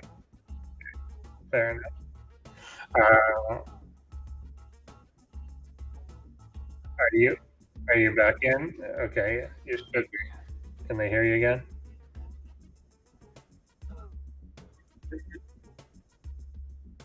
All right, I will do that. So yeah, we're definitely gonna cut to the ace here. I think we get Andy back. Sorry, wrong button. It happens. I'm back. It happens. So, this officially makes your crash rate higher than Strelok's. Yeah, it does. Yeah. I think so. Yeah. I've probably crashed way more times too than just this. That's probably true. It's at least a monthly occurrence. I do something stupid. So, all right, get your votes in. I do believe that voting is still open if you all want, if you haven't yet. And make sure there are 36 people watching, but only 22 thumbs up. I'm not a math major by any stretch of the imagination, but We do need more than that. So yeah, everyone out there, Andy's back from a crash. If you want to vote for Strelok, it's !Strelok. If you want to vote for FourGateBot, it's !Alt F4. And oh, am I muted? Was I muted this whole are time? you muted? I don't know. Wait, no. Was I? No, I'm not muted. Yeah, you're Okay. back. They're just on a delay. That's all. Oh, okay, gotcha. I was just making sure. Woo. Anyway, ladies and gentlemen, this is a great day of ProBots. This is day 1 of 7 of our season 1 here, and then we'll have our grand finals on the 8th day. Oh, did I not def? Oh, whoops. How did that happen? Okay. Ooh, technical issues. We're getting through it here. But yeah, again, check out all the cool stuff we have below. You can get involved. You can join the Crown Club if you want cool extra content. You can make your own bot and get into the ladder. This is Scarlett's first bot, and she has already made it into ProBots. Yes. So it is absolutely possible for you to do the same. Exactly. It's totally good. Were you going to make a bot? Weren't you working on or I was for a while. I ended up coding a script for EverQuest instead. Nice. But yes, I am still going to work on one. All right. I mean, I have one. It's just not any good. But, Well, you can't cast and be in ProBots. So I you mean, gotta maybe. I mean, didn't Ketroc? Oh yeah, he did. Yeah. He did. Direct's rules mean So I nothing. think we can, but yeah. But regardless, I mean, I have a bot. It's just nowhere near good enough to compete. So I'm trying to work on it. Yeah. All right, ladies and gentlemen, last chance. Get your votes in here. It's looking good. Very even matchup between these two here. Strelok with some nice reads, able to adapt and bring it to an ace match.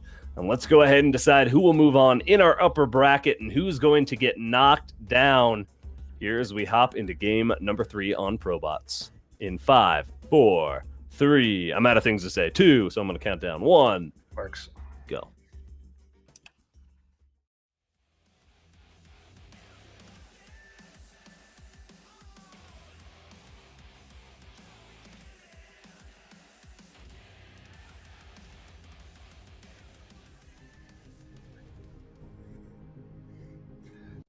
He can Scarlet. FourGateBot. I just timed it wrong, okay? I thought it was ready, and then I looked down. I was like, ah, shit, 5 seconds. Armageddon's Strelok.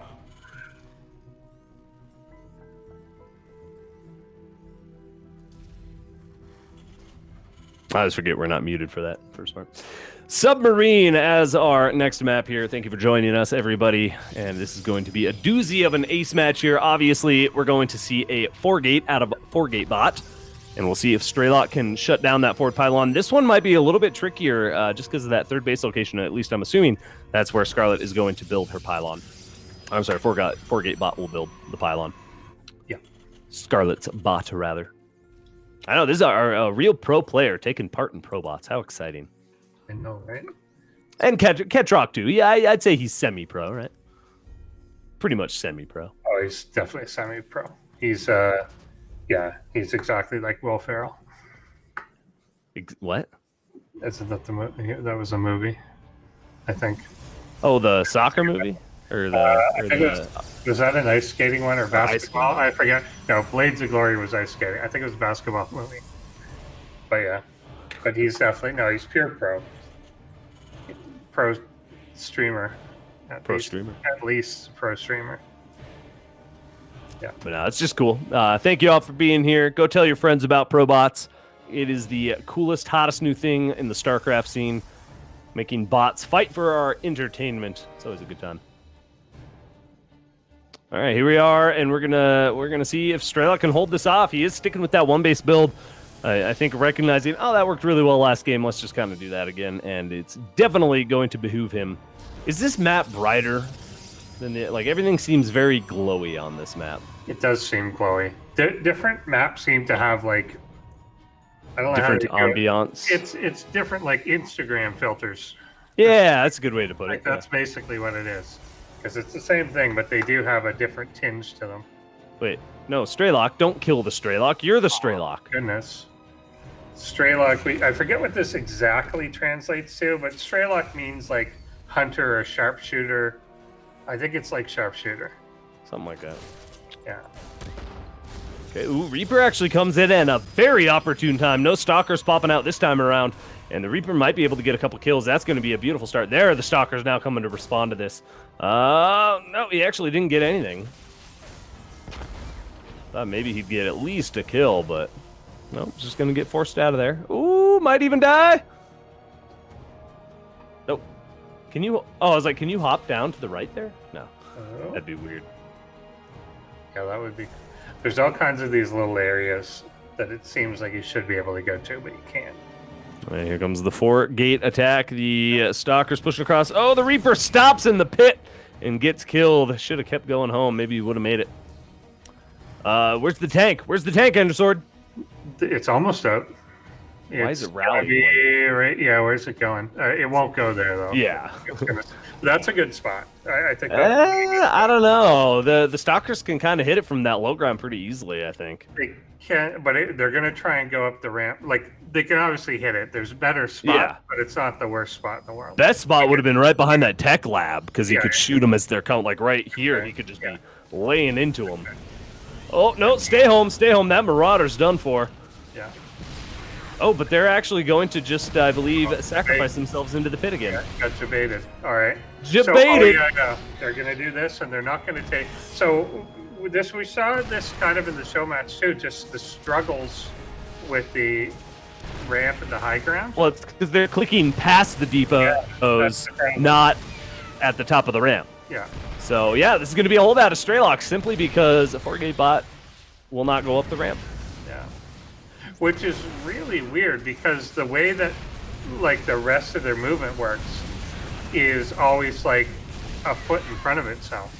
And then kind of when it decides to go up a ramp, suddenly it clicks like 20 feet ahead. Yeah. And that's pretty weird. Like, because it should be kind of leading itself along.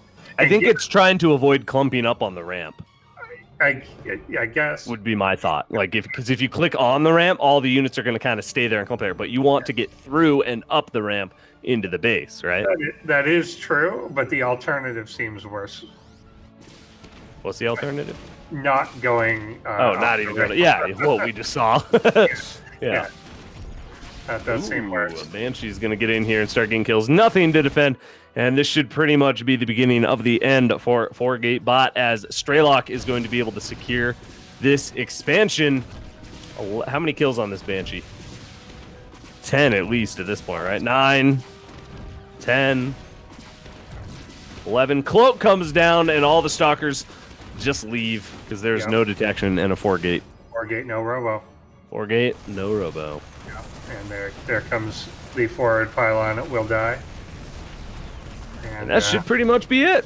That will clear it out here. So we got one game where this worked stunningly well, where there was just an overwhelming attack, and that was that. And then 2 games where couldn't quite make it up the ramp. And I wonder too if this is an intentional design by Strelok of like having the depots down and then maybe only raising them at an exact moment. That It did kind of seem like that. Because that did happen in both games. It's a natural thing to happen anyway, that the bots could just raise them at the last second. But that may have caused the pathing issue. Well, I maybe I saw it a little wrong, but in this game, right before he had them up and then lowered them, and then the FourGateBot started going up the ramp, but then he raised them again, and then it forced out. So it's like there was a moment where FourGateBot was going up there even though they were closed, but then when they opened and closed, it screwed something up, or who knows. Yeah. Anyway, GG, FourGateBot gets knocked down into the lower bracket, and Strelok will be moving on, and it'll be in a couple weeks, Strelok versus Ketroc A TVT for the ages. Nice. That'll be a good one. So, all right, nice quick series there. Still got to the ace match though. That is the first time in ProBots history we've had this many ace matches this soon. So, nicely done. Coming up after the break. Who do you think's gonna make it out of our bracket here? Jensiiibot and MicroMachine. Yep, that's going to be my prediction. I don't know. Anibot might have a. Anibot will do some interesting things. Yeah. So Anibot's definitely not going into this without a plan. Mm-hmm. I just don't know what that plan will be. Well, we'll find out after the break. Ladies and gentlemen, we're just going to do a quick little 5-minute pause here. That'll give you plenty of time to get your friends in here and tell them all about these awesome games. Again, make sure you check out the forum. Make sure you check out all the resources below and stay up to date with what's going on here for Season 1 as we go through the weeks. It's going to be exciting and fun. And we'll be right back here on ProBots for more games, more best of threes between these bots here in Season 1 of 2021. Thank you for tuning in. Make sure you hit that thumbs up button, and we'll see you after the break.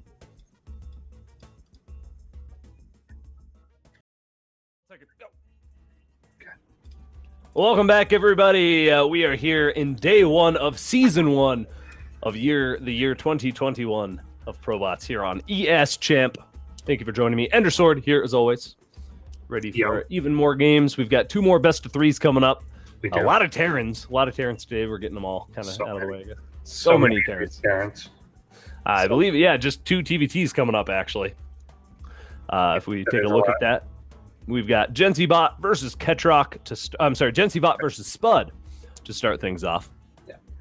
And MicroMachine versus Anibot to finish the night. What a great lineup. Some absolute master bots here tonight. Obviously, last season's champ Ketroc giving us a good show. We've got MicroMachine going at it. Next week we should see bots like Tier and they're all good. Like we're getting to a point.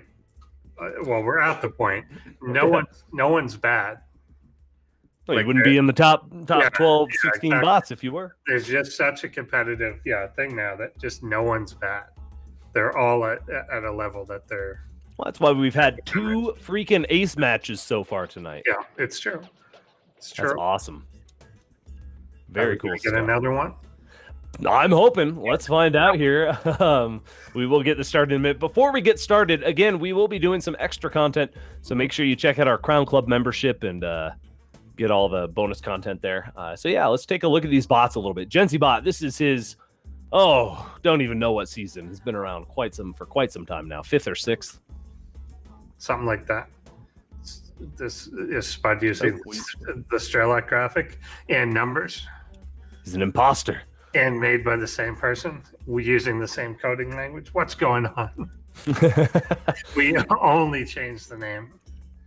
Sorry, we'll get the correct stats up here for Spudde. Spudde, we've never really had a whole lot of information on Spudde. It's true. I've always speculated that it is a German potato, but I've never had that confirmed to me outright. But I've also never had it denied to me, and I've read on a lot of like deep web forums that he is in fact a German potato, and I have no reason to doubt that, or believe it. Yeah. Well, we'll find out. Get your votes in. I believe the poll is about to open here. Type in !vote and then the bot's name, who you think is going to win.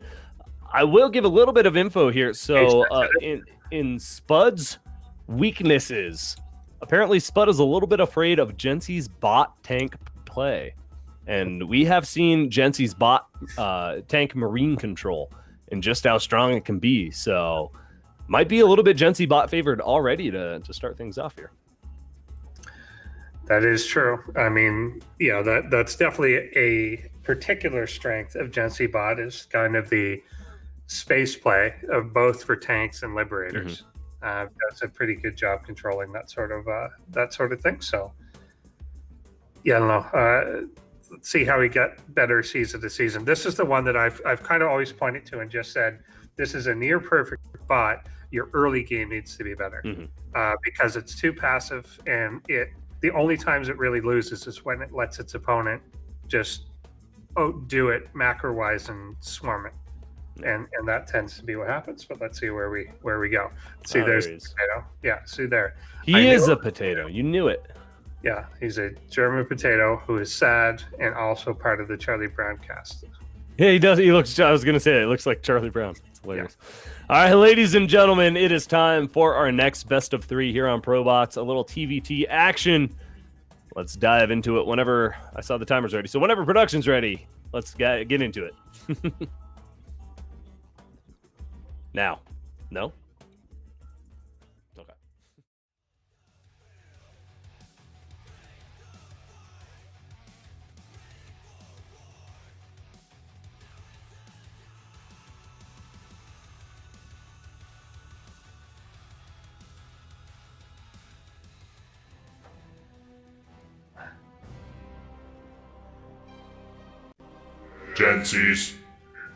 Jensiiibot.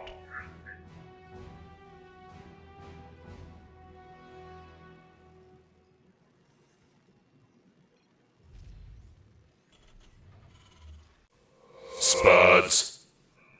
Spudde.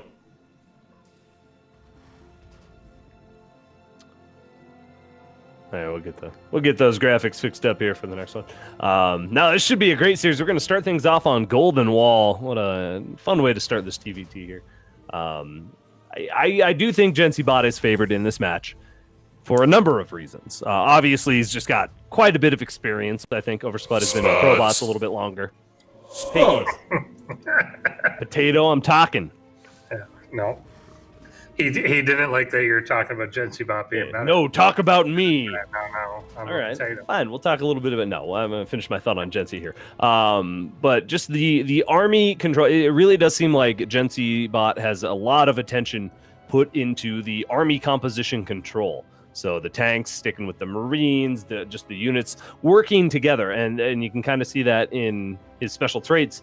His bot almost has teamwork tactics where different unit types work together. You know, you'll see different attack. You'll see 3-4 different attacks in different places sometimes out of Jensiiibot. So yeah, it's that coordination that, and it's not just kind of randomly doing it. It's really coordinating what it's doing, and it's moving the types of units and mixes together, so that like there's kind of a main force with the tanks and liberators, but then it will break off bioforce to hit different spots, and yeah, it's just really well done. Get your votes in, everybody. The poll is now open. Type in !vote and then the bot's name. Did somebody say it's case sensitive? Did I hear? Draken said that, but I don't know if I believe him. Oh. Never mind. It is not case sensitive. Type in however you want. Yes. Use any case you like. All right. Should be good here. It is, however, character sensitive. You do have to type the right number of eyes in Jensiiibot.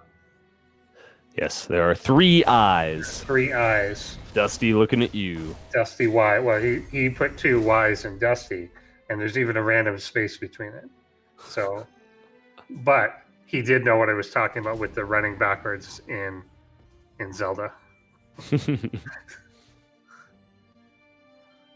All right, here we go. This is looks like it's shaping up to be a little bit slower of a game. Jensiiibot getting a little bit later of a natural. We've seen that out of Jensiiibot. If he maybe detects early aggression or something like that, he will delay the natural for another minute or 2. Yep, that's just going to get turned away. Nice pullback here. Good bunker placement out of Spudde. Is a very, very nice defensive position here. Obviously, if it was against a Zerg or something, it wouldn't be the best because there's just a big gaping hole there. But in this matchup, that should be a pretty suitable defense. Hopefully, it's not. Is it just lagging for us? Because I can't see anything. Yeah, it's just straight up frozen for me. But let's see. Let's see what happens. Okay. What did trying. Yeah. I heard Hellion shooting SCVs or something. It looked to me like it was a Hellion shooting its own SCV. but I only saw like a weird frame of it, so I don't know what I saw. All right, here we go. We should be back here. All right, so Spud's getting his nice little composition.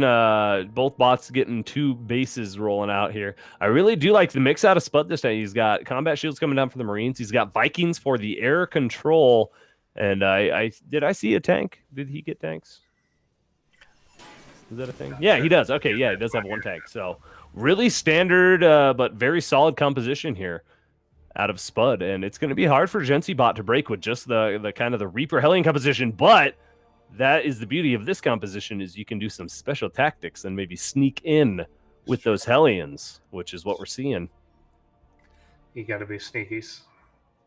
It's going to be a sneaky snake and get in. Yeah, where's he going to go? Definitely don't want to go to the natural with that tank there, but if you go straight up into that main mineral line, I don't think there's anything defending it. It'd be tough. It's veering off here now. Slithering like a snake. Look at him. It is snaky. It's very snaky.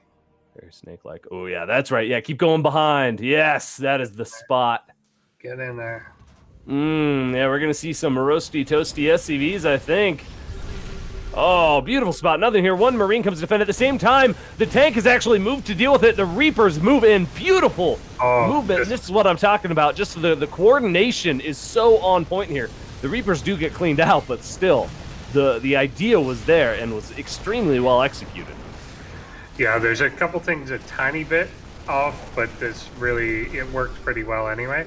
The Liberator there, 13 workers. See it, yeah, like not bad. It siege a little forward, but yeah, where it went was okay. Yeah, it did cost him a lot though. Yeah, like you said, just a little bit not the most efficient, but man, the principle was there. That was so nicely executed and started off at least. Special tactics. That's what I want to see these bots doing, is stuff like that. And that's where we see, the coordination out of Jensiiibot. Able to simultaneously, and you saw how perfectly it was done. The second the Hellions start shooting, the Reapers come in. So nicely done here. Yeah, I did. That was kind of like a TY build or something. Yeah, straight up. And we often see this, and like this is one thing you see at a Jensiiibot that no one else really does, is it does coordinate the time of something. Like it knows, like, I'm gonna siege up the Liberators and then I'm gonna go in as soon as it siege in another location, or like the tank will back up here and then as they come out to hit it, I'll flank them. Like it actually coordinates with timing in mind. Okay, well, we're going to have our traditional Terran pause here. A little action and then a lot of macro. While these guys get ready for an attack. But the next attack should be quite the doozy. Some great upgrades coming down for Spud. No upgrades other than like stim and stuff. 1-1 will be done in our next big engagement, I think, for Spud, which could give him a huge advantage in this. Oh, bold. Yeah. Taking the gold already. All right. Yep, going right for it. Right in his face. I like it. It is the closer base. It's obviously less defensible, but it is closer in a lot of ways than going up to the like common third. Well, in this scenario, it's actually going to go on scout a little bit longer. You can see Jensiiibot is doing a phenomenal job at poking around, checking all the bases, but that's the one that I believe Jensi didn't check yet. So doesn't quite know about it. But, even if he did identify, I don't think we'd see a big attack or anything. We're going to need to wait just a little bit longer. Heck yeah. Oof.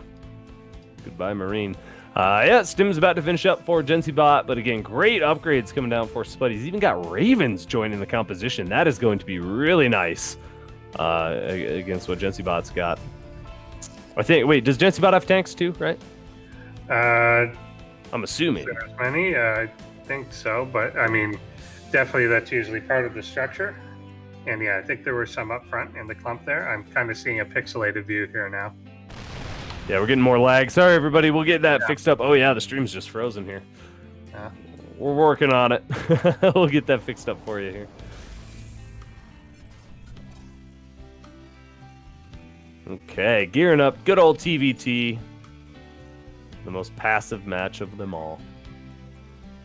Always. Whatever happened to... Not always. Siege tank drops. That's what we need again. We need that. Yeah, right? I love that. I thought that was such a broken but fun part of the... It was straight up broken. It was so broken, but it was most broken in TVT, which is still balanced, so it was fine. Yeah. Yeah, I'm still trying to remember. There was some TVT I saw so long ago. I remember it was Bomber, and I'm pretty sure it was on like Megalopolis or something. Some like old map. Anyway, here we go. Big engagement. Finally, some big action here. A nice anti-armor missile is going to hit the front line of Marines, and Spud should not be attacking up that ramp. And he is going to be forced into a full retreat after losing every single one of his bio forces there. Yeah, he does keep the tanks alive. That's good. That's important. Tanks, yeah, do stay up, but that was definitely very, very ill-advised and loses a huge amount of supply there. Oof, yeah, that was painful losses for Spud, and now Jensiiibot could get aggressive on the back of this with the superior army. Could get into just a kind of a beautiful spot and potentially just cripple Spud completely here. But nice setup though. As I say that, yeah. Spud has a lot of tanks here. He finally has some bio to reinforce as well. Bunker even there to defend the natural still. So yeah, it's going to be hard. Yeah, I was kind of hoping he wouldn't go in this way, but he may be able to bait these bio forces down, and he is. Ooh, yeah. Huge tank fire, and he's got complete air superiority here.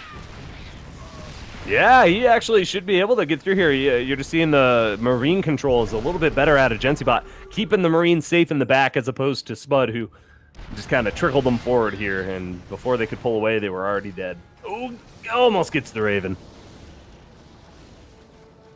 Now, one Raven's not going to do a whole lot to help in this scenario anyway, I don't think. Jensiiibot's trying to set up a little bit of a flank, but at the same time, he actually gets pounced on. The tanks get into range here, and they are able to chip away a little bit, but a Liberator for Jensiiibot should be able to finally just break through this all, because there's really no answer. Like you said, the air control in Jensiibot's favor 100% right now, and with no way to stop that Liberator, yeah, I think he's just kind of dead. He's got the tanks so well spread out here too that they're not clumped up, and like even their leapfrog forward here is still staggered, and it's just very effective. The Liberator could be a little more aggressive, but it's obviously fine. There we go. Second Liberator. So yeah, nothing's coming down this ramp. And if this is going to be the place where Spud chooses to die, then I guess you do it. Nice planetary is going to be able to stop this run by completely. Yeah, this is the type of like detached attack we were talking about, but obviously running into a brick wall in that particular case. But you could see, obviously, if that wasn't a planetary, then that's super successful. Ooh, these Liberators. Yeah, this is pretty much it. 124 army supply to 32. There's just no way that Spud can break this at this point with that air control in Jensiibot's favor. So it might take just a little bit, but the tanks will be able to gun down this planetary eventually, as they do outrange it. And there's just no amount of trickle that Spud's going to be able to get in here to shut this down. Everything's just dying the second it gets to the top of that ramp. Yeah, he's even now shelling on the planetary. So, nice little flank. Yeah. Taking out the tank before it gets... Oh, it gets another one. Look at these tactics here. This little hit squad of Marines doing work. They will get stopped by the bunker.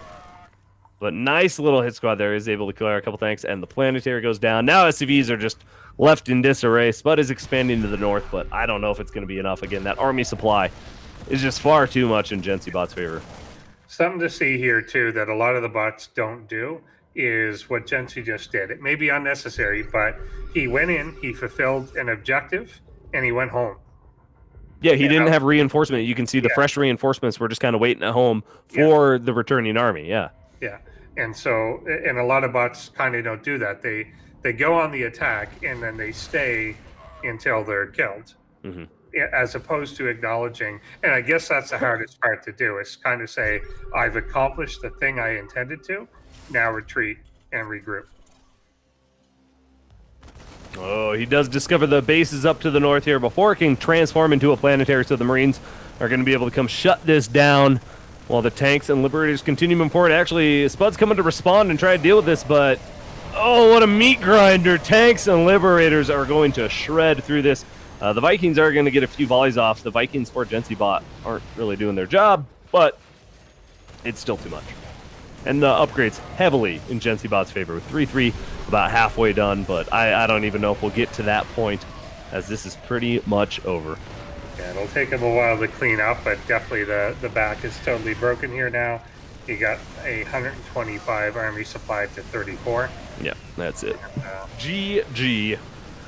All right, but again, this could very well go to an ace match. That was very close. Just Spud making some kind of poor engagement decisions. Attacking up that ramp was really what set him back, but then the Marines not staying with the tanks, and he just wasn't able to hold that gold base, and that was really what Jensiiibot put Jensiiibot in the lead, because Jensiiibot just traded so much more favorably, killed so many more units, and in TVT, it does a lot of the time come down to almost a war of attrition. You know, whoever can keep the most stuff alive wins.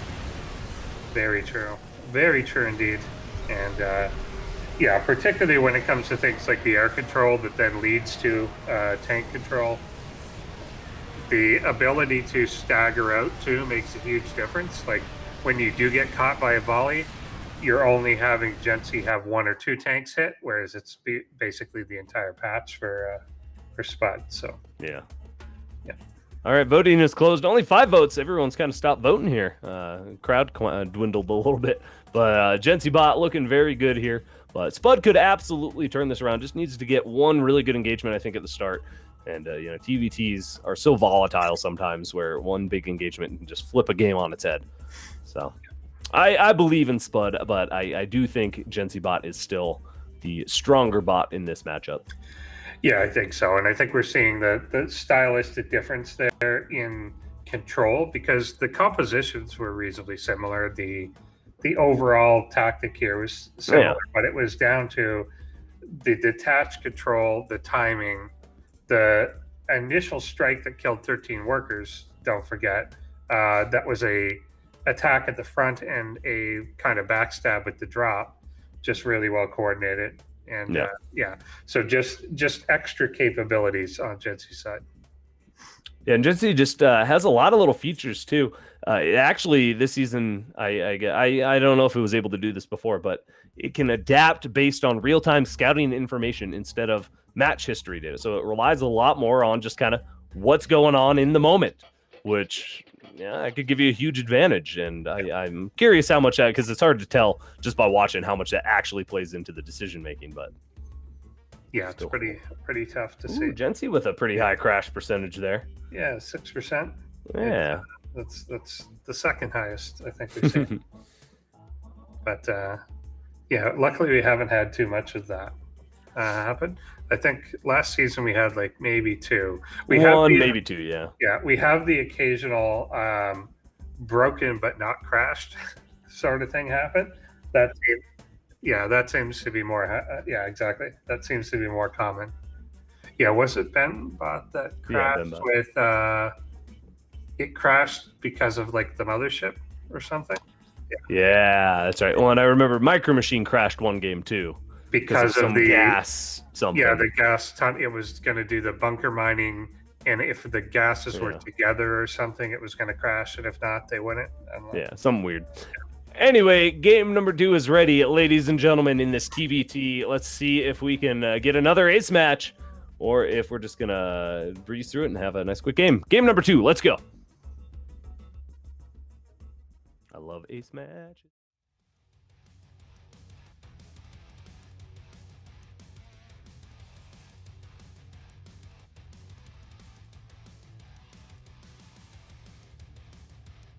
Not me.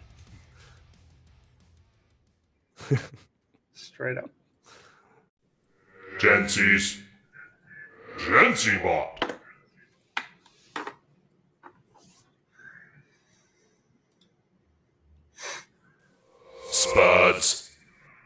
Spud. Sad potato. If he makes it to the finals, I expect that smile to be flipped around. By the way. All right, Jensiiibot up in the top left here on Submarine. Oh yeah, want to get started making your own bot? Definitely check out the template below. That little note's kind of, I like those little pop out notes. But yeah, we need more bot authors. Join in that ladder. The ladder's already looking real strong over at AIarena.net, but there's always room for more bot authors. So if you just want to make a simple little bot, maybe a FourGateBot or a proxy barracks bot or whatever the heck you want to do, a Baneling bust bot. We don't see enough Baneling busts.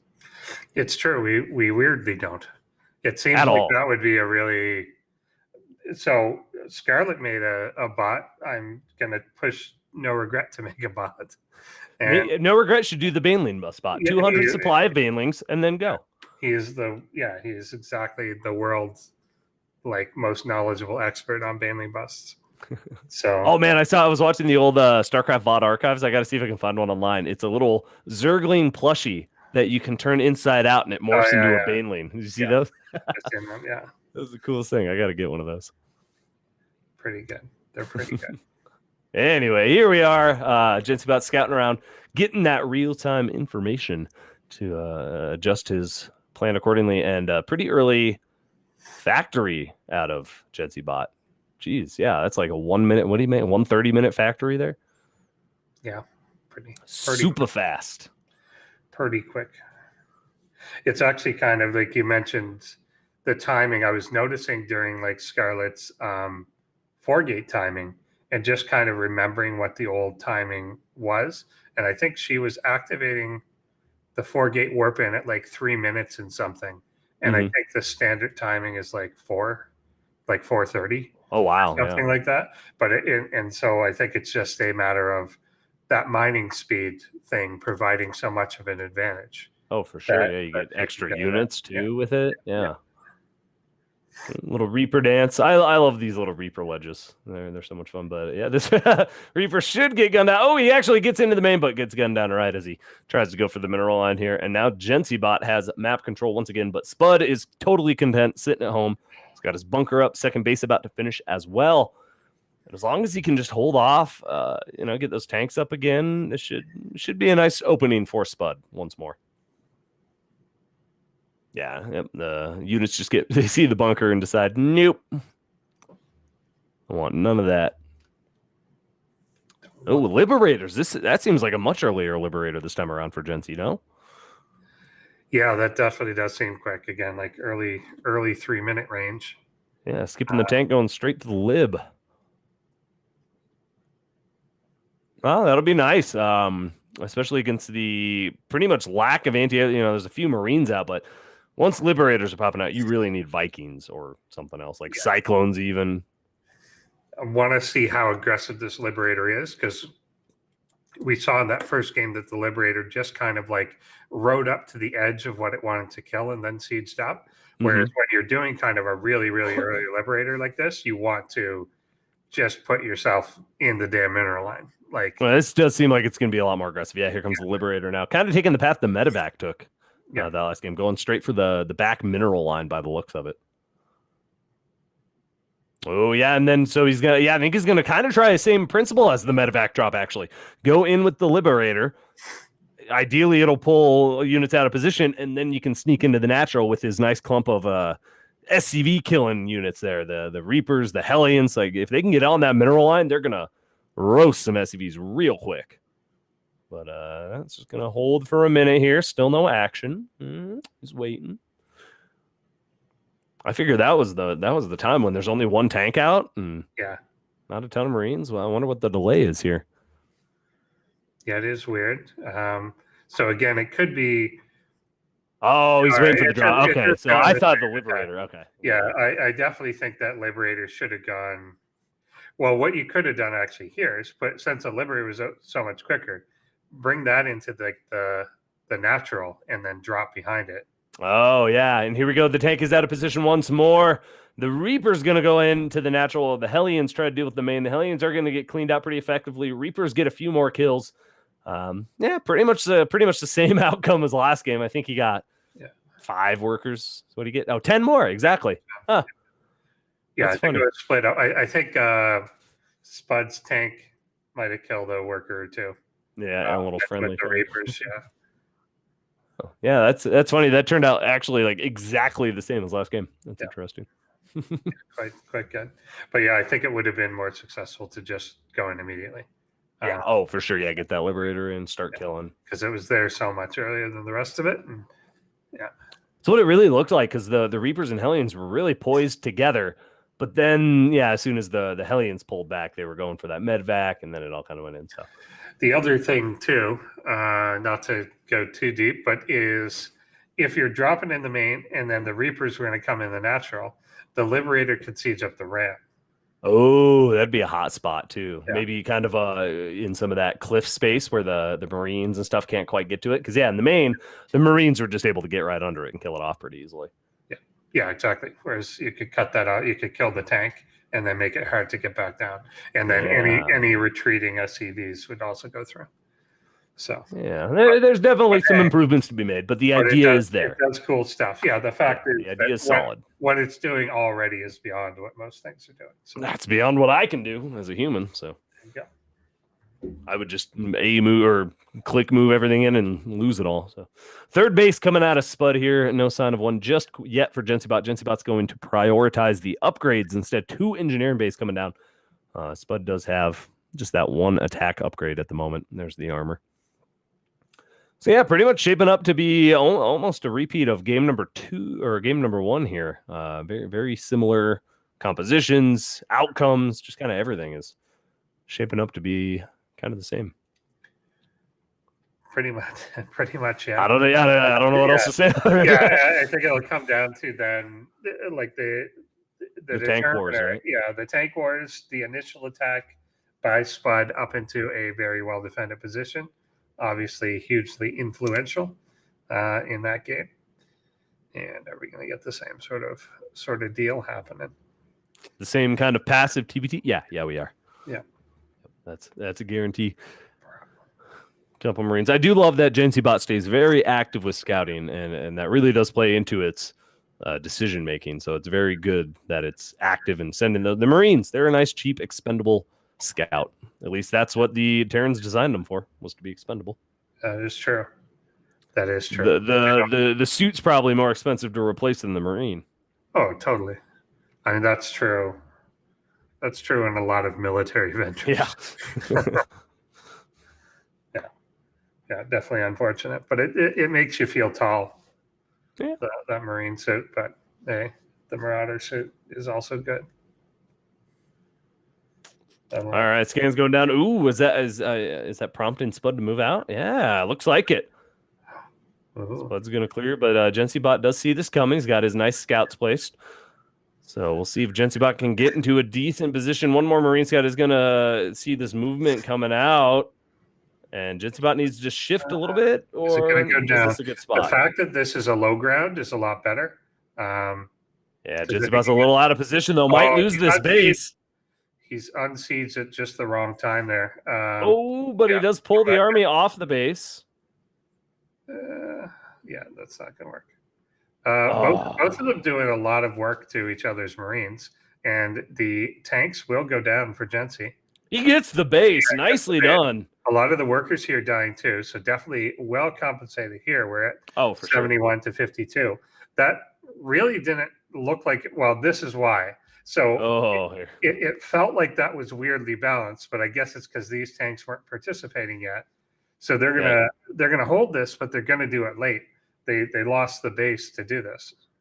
Yeah, Jensi was just kind of out of position there. I think that was the biggest reason why he lost that base in the end. But still, a nice move out of Spud. You can see those upgrades. He had 1-1 to just the 1 attack for Jensiiibot, and just with that little tiny handful of bio left, shows if he hadn't had that upgrade advantage, he might not have gotten that base. So just a nice little move in. Good pickoff is going to help him economically, but will he be able to hold the counter attack? Double the army supply for Jensi.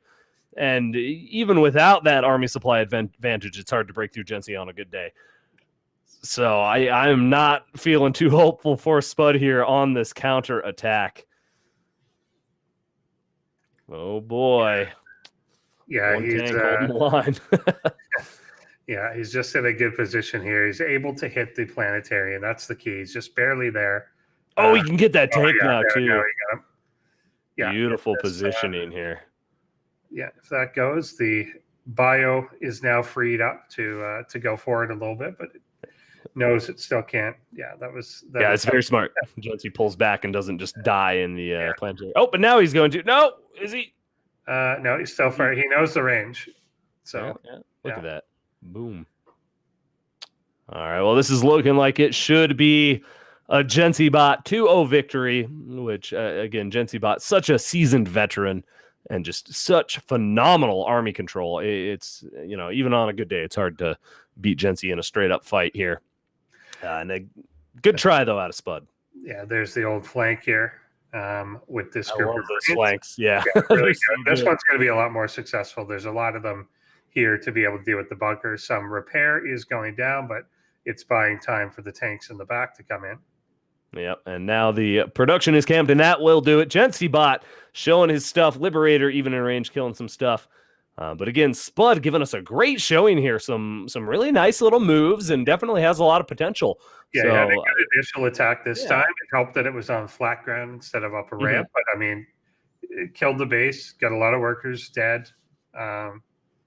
Started it off well, just couldn't hold to the counter push.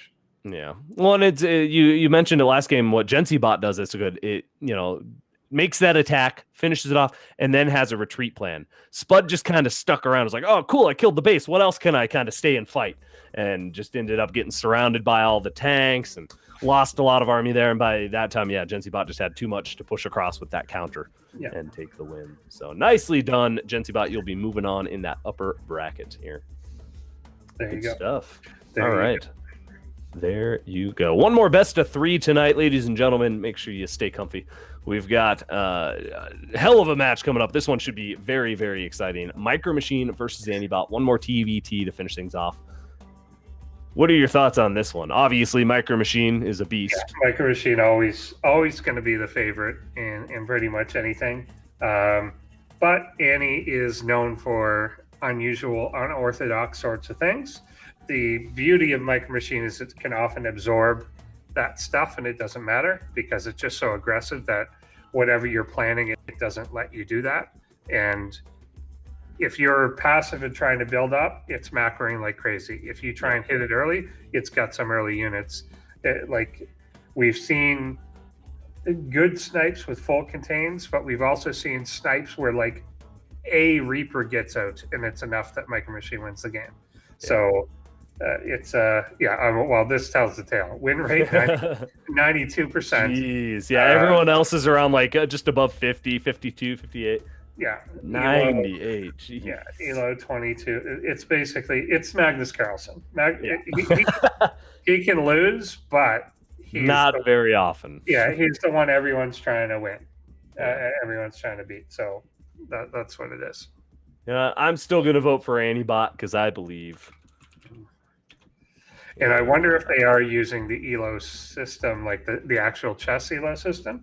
If they are, a 400-point gap between ELOs represents a 99-1 advantage. Wow. Yeah. So there's, this is definitely MicroMachine favored. Get your votes in, everybody. Type in _vote and then the bot name. Yes, I believe in it. Anibot can nuke for crying out loud. How can I not vote for that? So yeah, we might see mines, we might see nukes if Anibot can get to that point.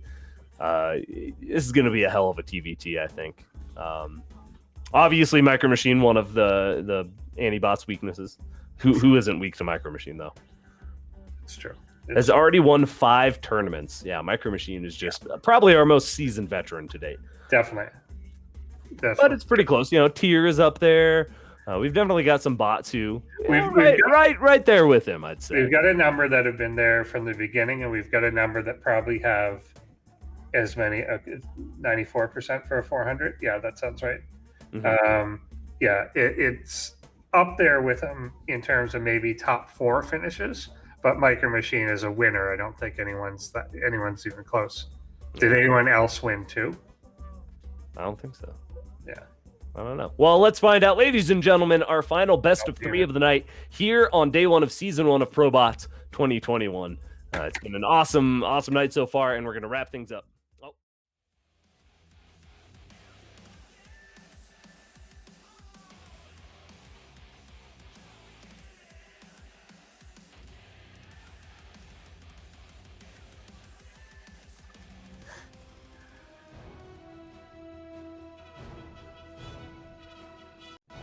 Rap RR and Unusuals. MicroMachine.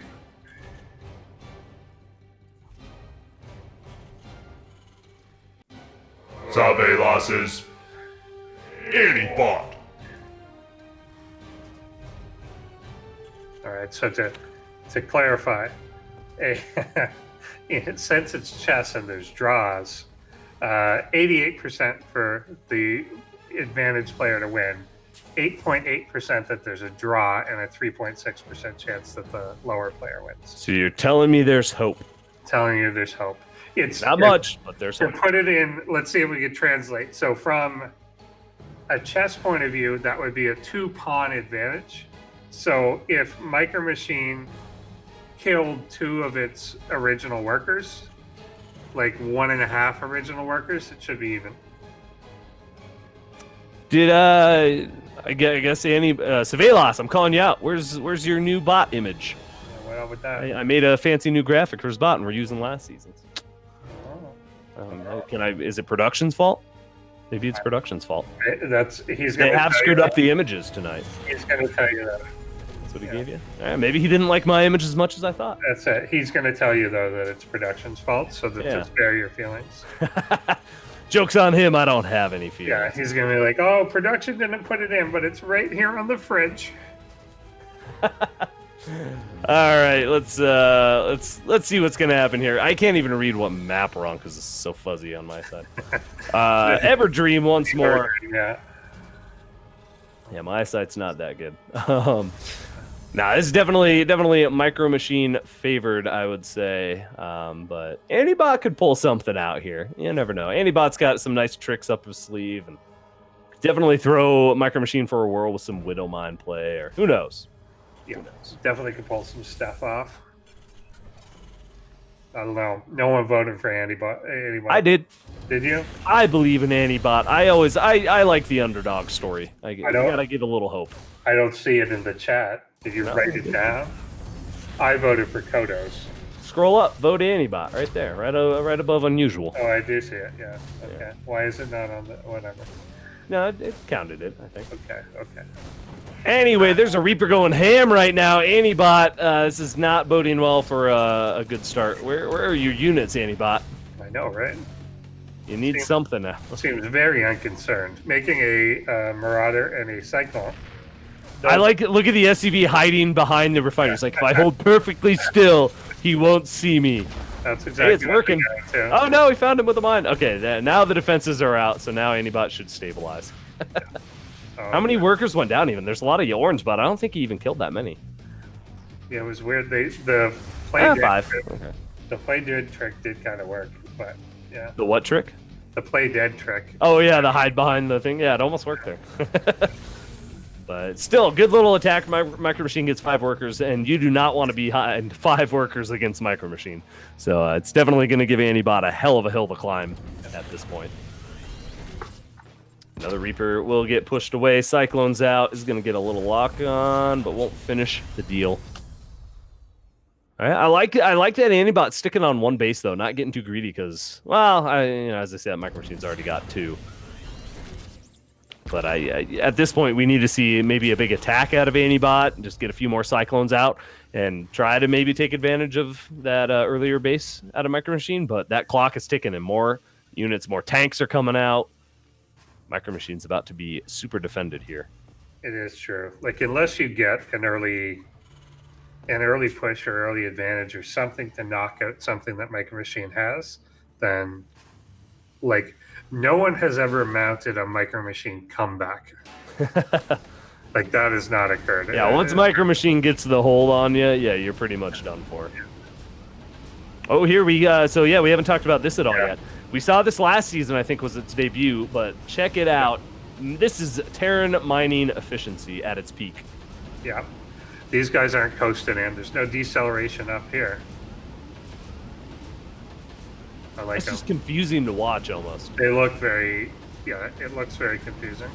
But it works. It looks like one of those scenes from like a science fiction thing where you're supposed to be disoriented and people are like flipping through time, or there's like a time lapse of people at a party. It's weird. Well, and it's interesting because there's no reason, obviously, for Blizzard to make that not a thing, the instant load and unload, because for a human, it's really not going to do anything. Only a bot could exploit it like this. So, yeah, I mean, it's neat. The times that we do see it for non-mining stuff, like the Reaper jump in, jump out to attack like a spine crawler or something. That's just cool. Yeah, that's just cool. So you don't want to fix it anyway. But yeah, this is just like it literally looks. Yeah, I don't know. It looks. Imagine like if you saw this in a replay, some guy doing this. And it looks like a looped GIF as well, kind of. Yeah, because it goes base, top right, top left, base, top right, top left for the rally. Yep. It's pretty good. It's pretty good stuff. That's coordination, man. They've got this down to a science. Super coordinated. Ooh, Banshee shows up. Where's the scan? There is no scan available, so this Cloak Banshee is just going to reign supreme and gets a Cyclone. Oh, man, this hurts. Yeah, definitely some death and destruction there. He seems like he's quite a ways away from this scan, too. And yeah, Anibot just is just not ready for some of these very kind of early basic attacks here. One Reaper comes and gets 5 kills. This Banshee has, wait for it, almost got 5 kills. But still, it's not like a crazy attack. It's just some very light pressure. It's one Banshee. But it's just the timing of not having that scan available, not having turrets up, things like that, that it's really just pushing Anibot into a kind of an unwinnable position here. Yeah, definitely. It's just so much on the back foot, and like it's one base. There's no it's still one base. There's no digging your way out of this. Like it's not like waiting is not going to make this better. It is going for the expansion now, but again, you're so into this. Like at the 9-minute mark, unless you've launched an attack of some kind, there's no way that going to a second base is going to be helping. Yeah, the army supply is even in MicroMachine's favor, and with that many bases, I just don't see any way that Anibot can dig herself out of this hole. Even another Banshee coming in, no scan available once more. It's just going to hurt. Every single unit he loses just hurts that much more. Yeah, I mean, I think it's time for Anibot to go to the old default plan of 84 Widow Mines. Yep. Ooh, there we go. Does get a Banshee finally. Yep. Nice little win. But yeah, now MicroMachine has just been uncontested, left to his own devices, and we have seen what happens when you do that. The only thing that's really stopped MicroMachine was some of those bunker build, like Ketroc's bunker build, where he stops the Reapers from coming out. You just kind of have to hard contain MicroMachine to even stand a chance. Very true. Yeah, I mean, and that's what we've seen work in from time to time, which is, containing it, putting on some sort of strong counterattack to do it, finding a way to, like, really strongly absorb the first hits and then push back, but Yeah, these Banshees alone look like they're going to win the fight. Yeah, this is brutal. Let's speed this up a little here. The death of Anibot, we won't elongate it too much more here. But yeah, MicroMachine showing why he has that 98% win rate. It's just he's one of the best bots. He might not win every tournament, he might not win every game. But like you said, he's like the Magnus Carlsen. He's just the grandmaster of them all, and just so strong. Battlecruiser even coming in here, just a nice little supplement to the army. Yeah, that's it. It's always to keep going too. Like the upgrades keep going, the economy keeps going. It just gets worse. And there are times when you feel like a bot has potentially stabilized and held something, but it needs all the resources to hold the current wave, and then the next iteration comes. Oh, he wants to scout it so bad. There we go. Burning down anyway. Yeah. GG does get called. Anibot, one of the few bots that types that GG in. I know. Yeah, FourGateBot did that as well when it realized that it had lost. Types in that GG. That's pretty cool. So nicely done, MicroMachine. We'll take a nice convincing first game there, and we'll be hopping into game number 2 in just a couple minutes to see if he can seal the deal.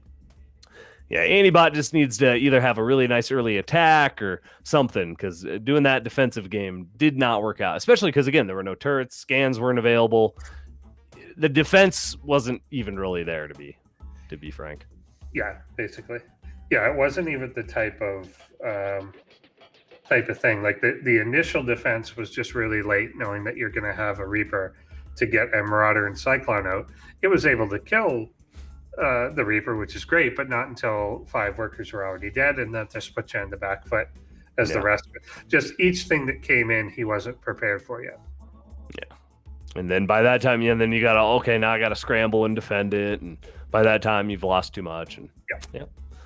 All right, well, we'll get this second game rolling. Thank you again, everybody, for tuning in and hanging out with us. Hopefully you're all enjoying the games tonight. We'll be doing this for the next 7 weeks. So definitely come back, hit the little bell button to get notifications, whatever you want to do. But we'll be here same time, same place every week for the next couple months doing this, and it's going to be a lot of fun. We'll see upgrades, updates for these bots as the weeks go on. So they're only going to get stronger and more refined. So it's going to only be more fun to watch. Yes, it will get more fun. That's the plan. More. That is the plan. And if you want to see extra content, make sure you check out our Crown Club membership. This season, we will get Direct to shave his eyebrows. Mm-hmm. So if we get enough, what do you say? If we get 5 more Patreon subscribers in the next 2 weeks, he'll shave his eyebrows. That sounds about right. Something like that. So sounds good. I don't know. Think about it. If you wanna check that out, and maybe support ProBots in future seasons and see Direct without eyebrows. All right, game number 2 is about ready here, ladies and gentlemen. Let's see if MicroMachine can seal the deal, or if Anibot can bring us to yet another ace match. I'm open. 3 in a night. Yeah. Do you think we can get this one though? I believe in miracles. Let's go. Let's hop into game number 2 right now here on ProBots.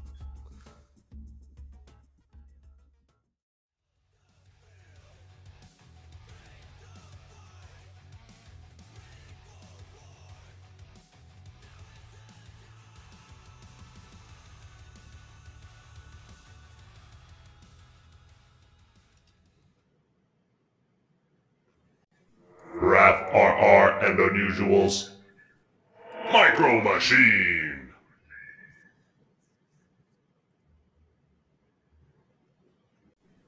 Sabe losses. Anibot.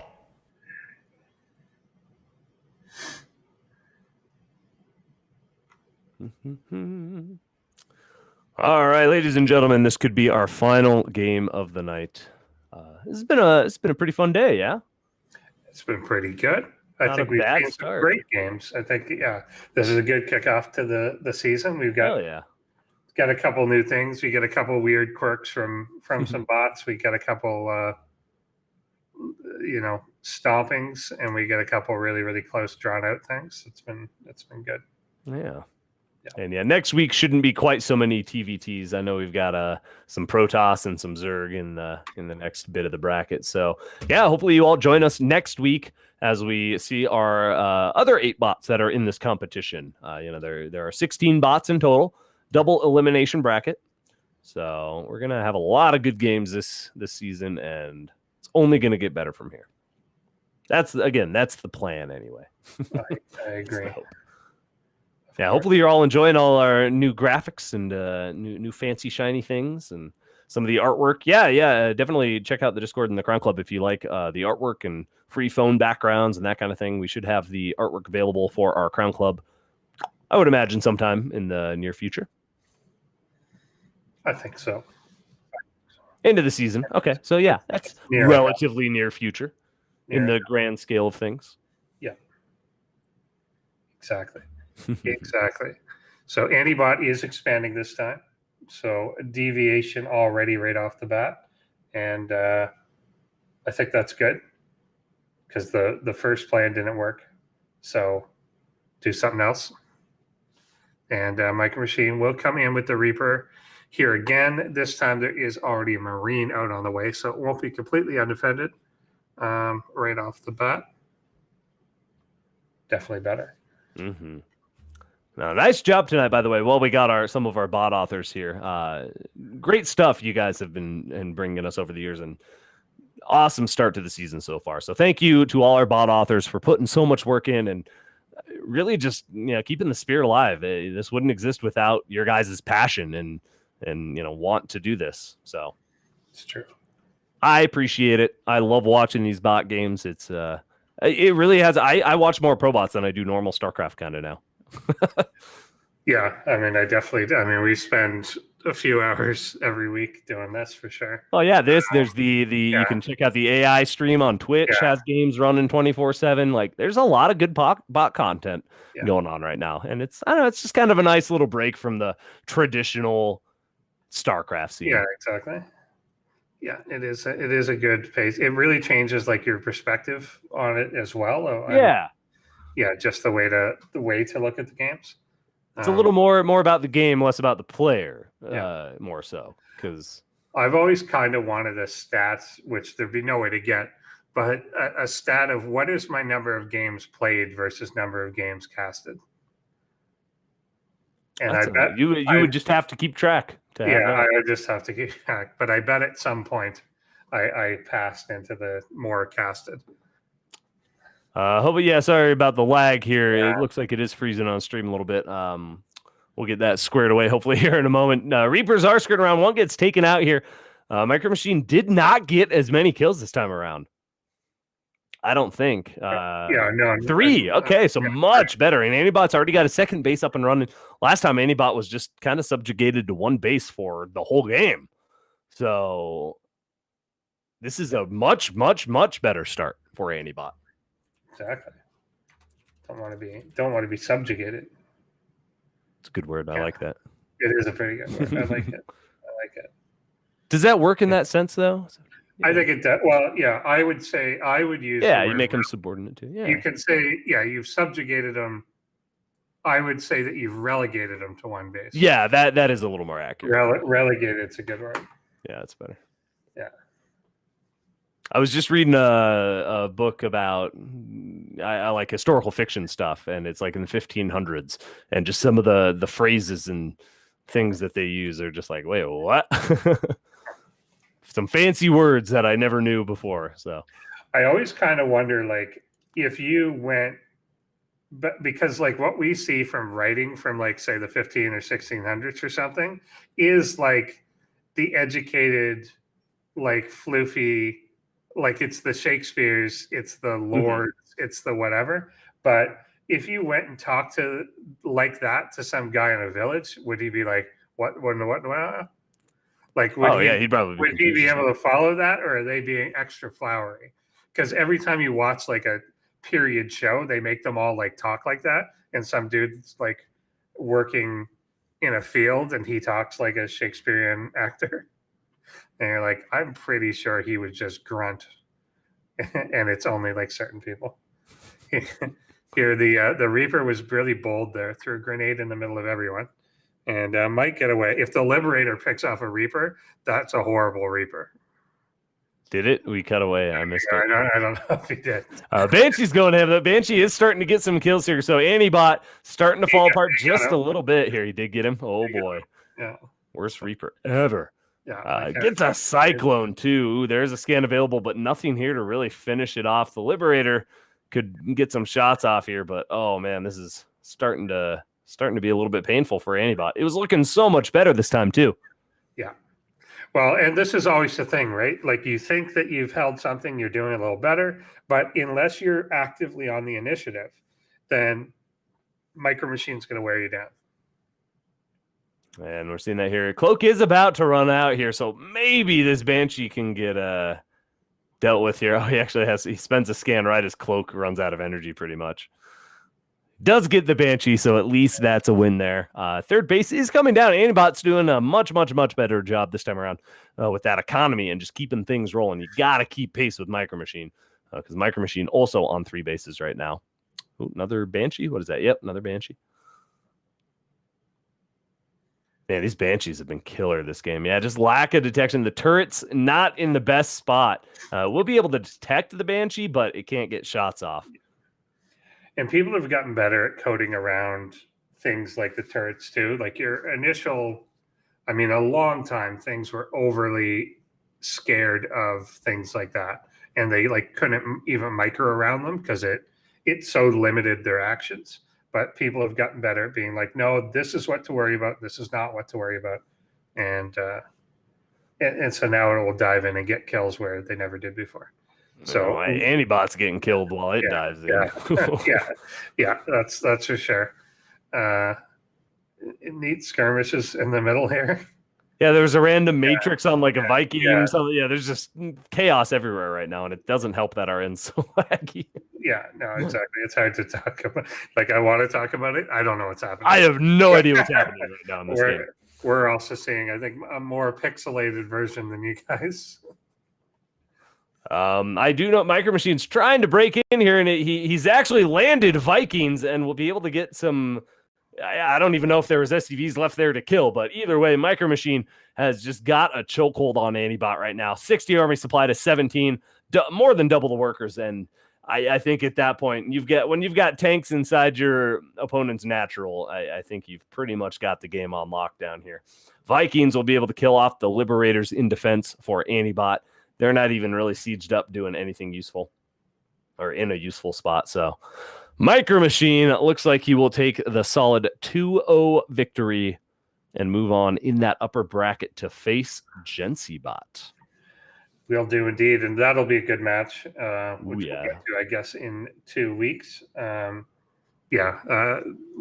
Jensiibot's become so evolved that it'll be interesting as the armies get bigger. I think in the initial push, MicroMachine still takes the initiative, but as there's an actual army size, it'll be really, really interesting. Jensiiibot with those big engagements and just the army control in general is so phenomenal. So I think Jensiiibot could absolutely give MicroMachine a run for his money. They've faced up before, and they've had some decently close matches, if I recall correctly. So I think so. Nice.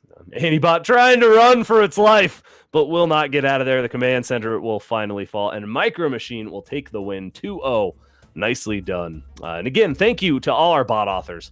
Phenomenal games tonight. We've really come a long way, and this has just been the most exciting and best opener, I think, to a ProBot season to date. Yeah, I think so. This is definitely the tightest that it's been. And I think this whole season, just when you look at the whole roster there's no one that's like the obvious loser. There's no one there that's like kind of just made it in and they're not really a contender. I think everyone is a contender to make it through at least a couple of rounds. Yeah, and Ketroc making a good point. Even surviving 10 minutes against MicroMachine is pretty much a win in a lot of people's eyes. So yeah, a lot of people get their back broken. It's an accomplishment. It's like one of those achievements you get. Survive 10 minutes. Yeah, good job, you did. No, great games tonight. We've got our upper bracket already starting to fill out. Ketroc versus Strelok there, and then we'll have a Jensiiibot versus MicroMachine. But next week will be the lower half of this bracket. So we'll have the likes of Spiny and the Harvester, Mad AI, Tier, Benbot, Sprouch, Dominion Dog, our new bot made by Fidelina, so returning author, and then BlinkerBot. So yeah, 2 new bots, 1 new author. Pretty good season. I'm liking how this is shaping up so far. Pretty good. Most amount of returning bot. Usually we have at least 3 or 4 new bots. I would say, but I think you're right. I think that we're now getting to the point. Yeah, the top is like stabilizing with some solid people. Yeah. Some of our like old school bots that used to be the perennial favorites aren't there or aren't submitting anymore. I think just whatever. I'm sure they're real life. It's hard to maintain these things and update every week. But yeah, it's made room for some of these newer ones that are quite impressive. So we've got kind of an old school, and we've got some new school there as well. Absolutely. Well, this was a great night of games. Again, everybody, if you're just checking out ProBots for the first time, make sure you check out all the stuff in the description below. We've got all sorts of cool links. Check out aiarena.net if you want to make a bot and get qualified, or if you just want to watch some cool games. Again, they've got a 24-hour stream on Twitch, and they do a weekly little community stream, and they talk about some of the bots. So definitely go give them some love and check it out.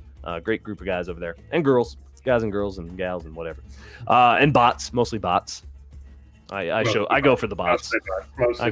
Mostly bots. What else we got? Check out our Crown Club membership if you like behind the scenes content. We will be doing post bots again this season and just going a little bit more in depth and talking about these bots. And let's go ahead and run one of our Crown Club member shout outs right now because you guys are the best.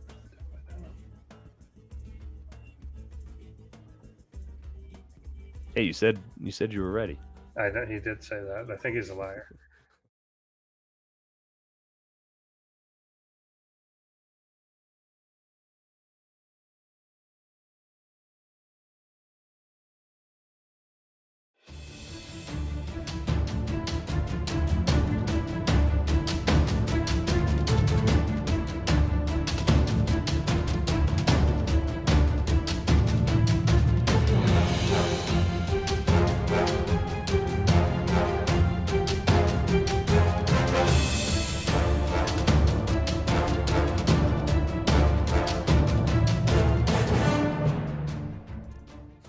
All right, What up, Thomas T-Kerr? Kerr. We faked him out with the credits, and then we're like, no, we got to recognize T-Kerr. Only the true fans are still here. You guys are the best. Thank you all for tuning in to ProBots. This was a great day one of season 1 here in the year of 2021. And we'll be back next week, same time, same place, here on ESChamp on YouTube. So again, make sure you hit that little thumbs up button, the bell icon, whatever you want to do to see us next week. Ender Sword will be here once more. Yeah. It's going to be a good time. So we'll see y'all then. Have a good night, and thanks for being here. Now the show's over.